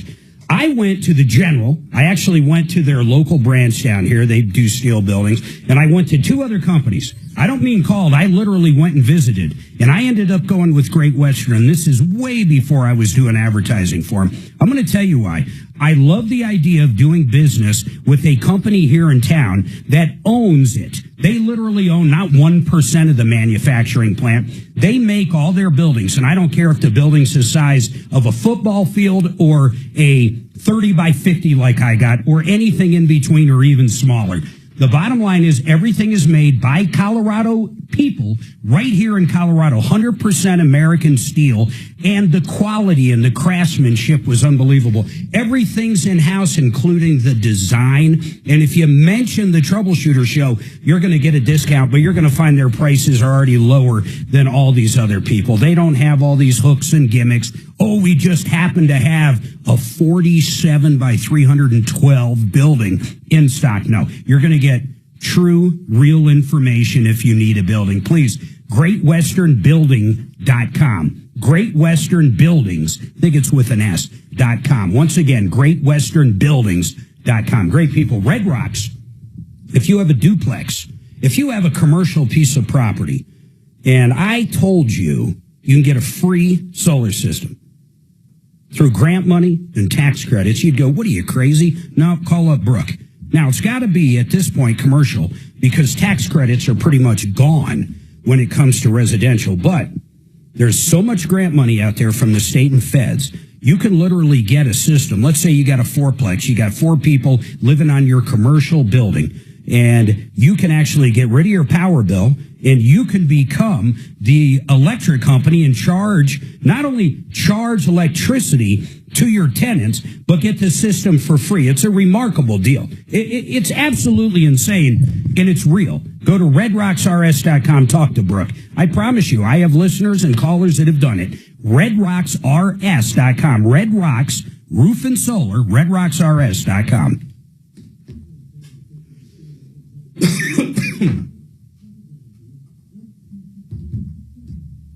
Mark, are you going to be here on Friday?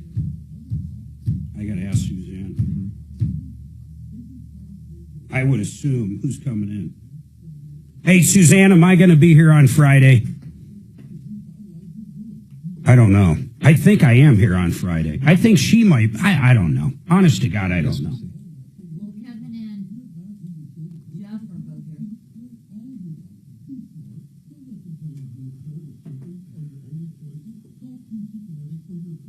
Not that anybody's listening because nobody has headphones on, so who cares? What'd you say?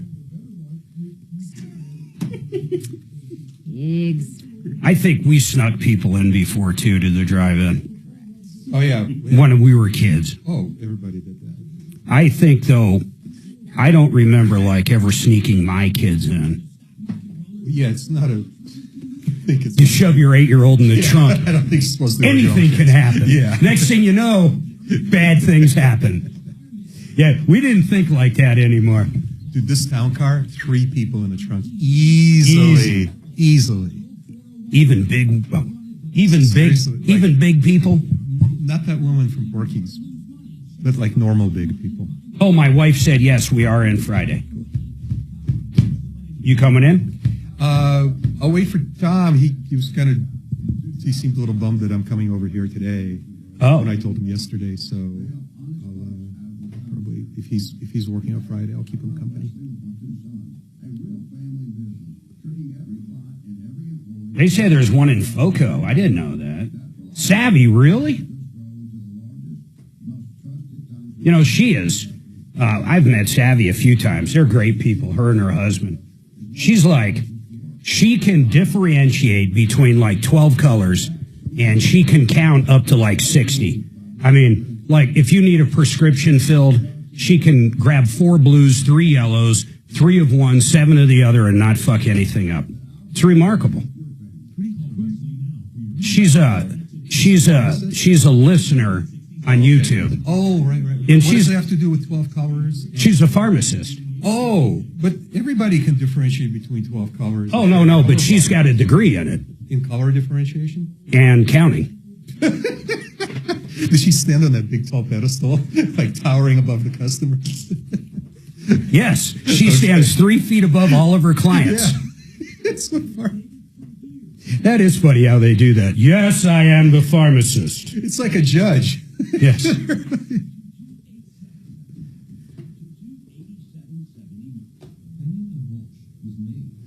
I might. No, I'm not going to bring ribs in Friday. Ooh. We got to do a rib off here soon. Wing off. Well, I'll make my wings at the rib off. Yeah. Actually, that's a good idea. You're going to smoke or BBQ? Oven. Bake them. I'll be interested to try your baked wings. I've had good baked wings. Hell, I've had good wings in a crock pot once. Yeah, I've seen people do that. Yeah. But at that point, you just get stewed chicken. You know, that's what the crock pot will do. So you can make very delicious stewed chicken. But I'll bring the, they're all going to be little drumettes, and I'll make my special sauce. Where do you buy the drumettes? Costco, Sam's? No, Chris Pine, he's Do you cut them? Oh, no, they're pre-cut. They cut them in yeah. They separate them. And they're air-chilled. No, the That's why newer my movies chickens that can only came come out. from there. Oh, They have air-chilled chicken. Of the government, Gabe offers to defer his paycheck until they get their act together and pass a bill. Wednesday on Ryan Schuling Live.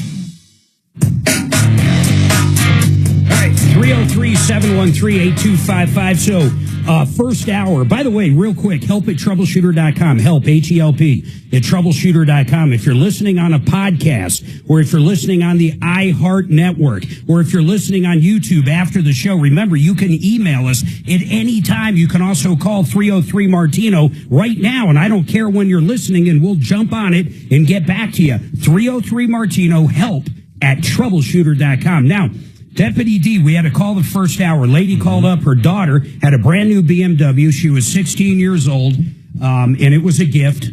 Oh, man, how I wish. My parents got me like a 1979 Granada. And, okay, I digress. It wasn't a new BMW, but she had a new BMW. Another kid runs into her car in the school parking lot. $5-6 of damage. They get it down.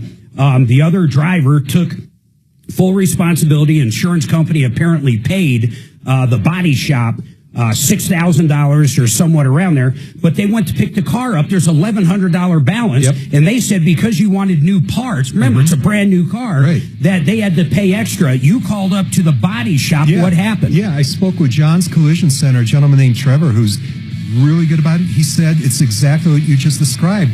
The insurance company priced 2 of the parts as if they should have been used. They also didn't want to pay for the labor. So what do we do from here? We're going to take this up again on on Friday on Car Day. Excellent. By then, I will have spoken with the insurance adjuster. But all right, I got to go. Hold on. Okay, more to come tomorrow. Follow Tom Martino at Real Tom Martino and stay connected with all of us at 630 KHOW, KHOW.com, and on the iHeartRadio app. This is Denver's talk station, 630 KHOW. Done right kitchens, baths, counters and floors, finished basements, windows and doors. Our 8% scheduling incentive and bank financing to ask about make a great time to call. 800-362-8370 or drhi.com. Imagine cutting out the middleman when getting a new home loan. Whether it's a traditional mortgage, a reverse mortgage, a HELOC, or a refinance, CMG Financial is the leader. They're the bank. They can beat almost any rate out there. I'm consumer advocate Marc Mager. If you're looking for a home loan, you need to call CMG Financial. They're going to save you a ton of money. Don't let the other guys fool you. Go to partnerinlending.com. Partnerinlending.com. Get Broncos games started right with the Broncos VIP tailgate by BullseyeEventGroup.com before every Broncos home game. Menu from Food Network chef Aaron May. Straight eat and drink for 3 hours. It has trouble it's the Broncos VIP tailgate. Get tailgate tickets now at BullseyeEventGroup.com. To protect her home and family in a disaster, Karen was willing to wade through water, mud, and insurance paperwork. Yeah, I can do this. You go, Karen! By simply understanding and updating what her insurance covers and doesn't cover now, she'll be better prepared no matter when disaster strikes. Learn other simple ways to protect your home and family before a natural disaster at ready.gov. That's ready.gov. A message from FEMA and the Ad Council. KRFX HD2 Denver. KHOW Denver, an iHeart radio station. Make us the #1 preset on the free iHeart Radio app. Listen for all your music, radio, and podcasts. Free never sounded so good. ABC News, I'm Michelle Franzen. Lawmakers in the Senate failing to pass a stopgap measure to end the federal shutdown in another vote today. 750,000 government workers impacted that are furloughed, and Vice President J.D. Vance echoed President Trump's threat that permanent layoffs are likely next. The question is this just a threat at this point to try to put pressure on Democrats, or will they actually follow through on this? And we have seen this administration, of course, cut agencies, cut departments, and cut federal workers by significant numbers as part of that DOGE effort. ABC's Karen Travers. Republicans need the help of Democrats to pass a measure to extend government funding. The Supreme Court, without explanation, moved to allow Lisa Cook to remain as Federal Reserve Governor after President Trump appealed to the highest court to remove her, alleging mortgage fraud. Those allegations she denies. The decision allows Cook's case to proceed in the lower courts. Acclaimed primatologist Jane Goodall has died. Her institute announced the 91-year-old died of natural causes. This is ABC News. In New York City, a building partially collapsed today. Authorities suspect a gas explosion occurred inside the 17-story Bronx apartment building's incinerator shaft. FDNY Fire Commissioner Robert Tucker. No one was injured. We ran our dogs over this pile of bricks that is behind us, which is the structure that collapsed. It is a ventilation shaft connected to the boiler, which collapsed. We believe that's where the explosion occurred. Officials say that the rest of the building appears to be stable. The first snow falling in the Sierra Nevada and California. The light dusting in Mammoth Mountain and Lake Tahoe areas have seen their first snow. It's not enough to ski on yet, but a sign that the colder months are starting to come. On Wall Street, stocks are up this hour. I'm Michelle Franzen, ABC News. Rockies general manager Bill Schmidt is out after the worst season in franchise history. The third season in a row, the team lost 100 games or more. Schmidt worked for the Rockies for more than 25 years and had been GM since 2021. Executive Vice President Walker Monfort says they're setting their sights on finding the right leader from outside the organization who can bring a fresh perspective to the Rockies. Republican state senator and gubernatorial candidate Barb Kirkmeyer says there needs to be action to patch a loophole in a bill allowing potentially violent people to be released and not charged for crimes. The competency bill was signed into law last year. The governor should call for a special session, that we should fix it sooner rather than later. And I'm concerned that he won't want to do that. I know there were folks that had asked to have this get fixed in the special session we had in August. Obviously, it did not get on the call. The law has drawn national attention following the release of a man charged with attempted murder in Weld County.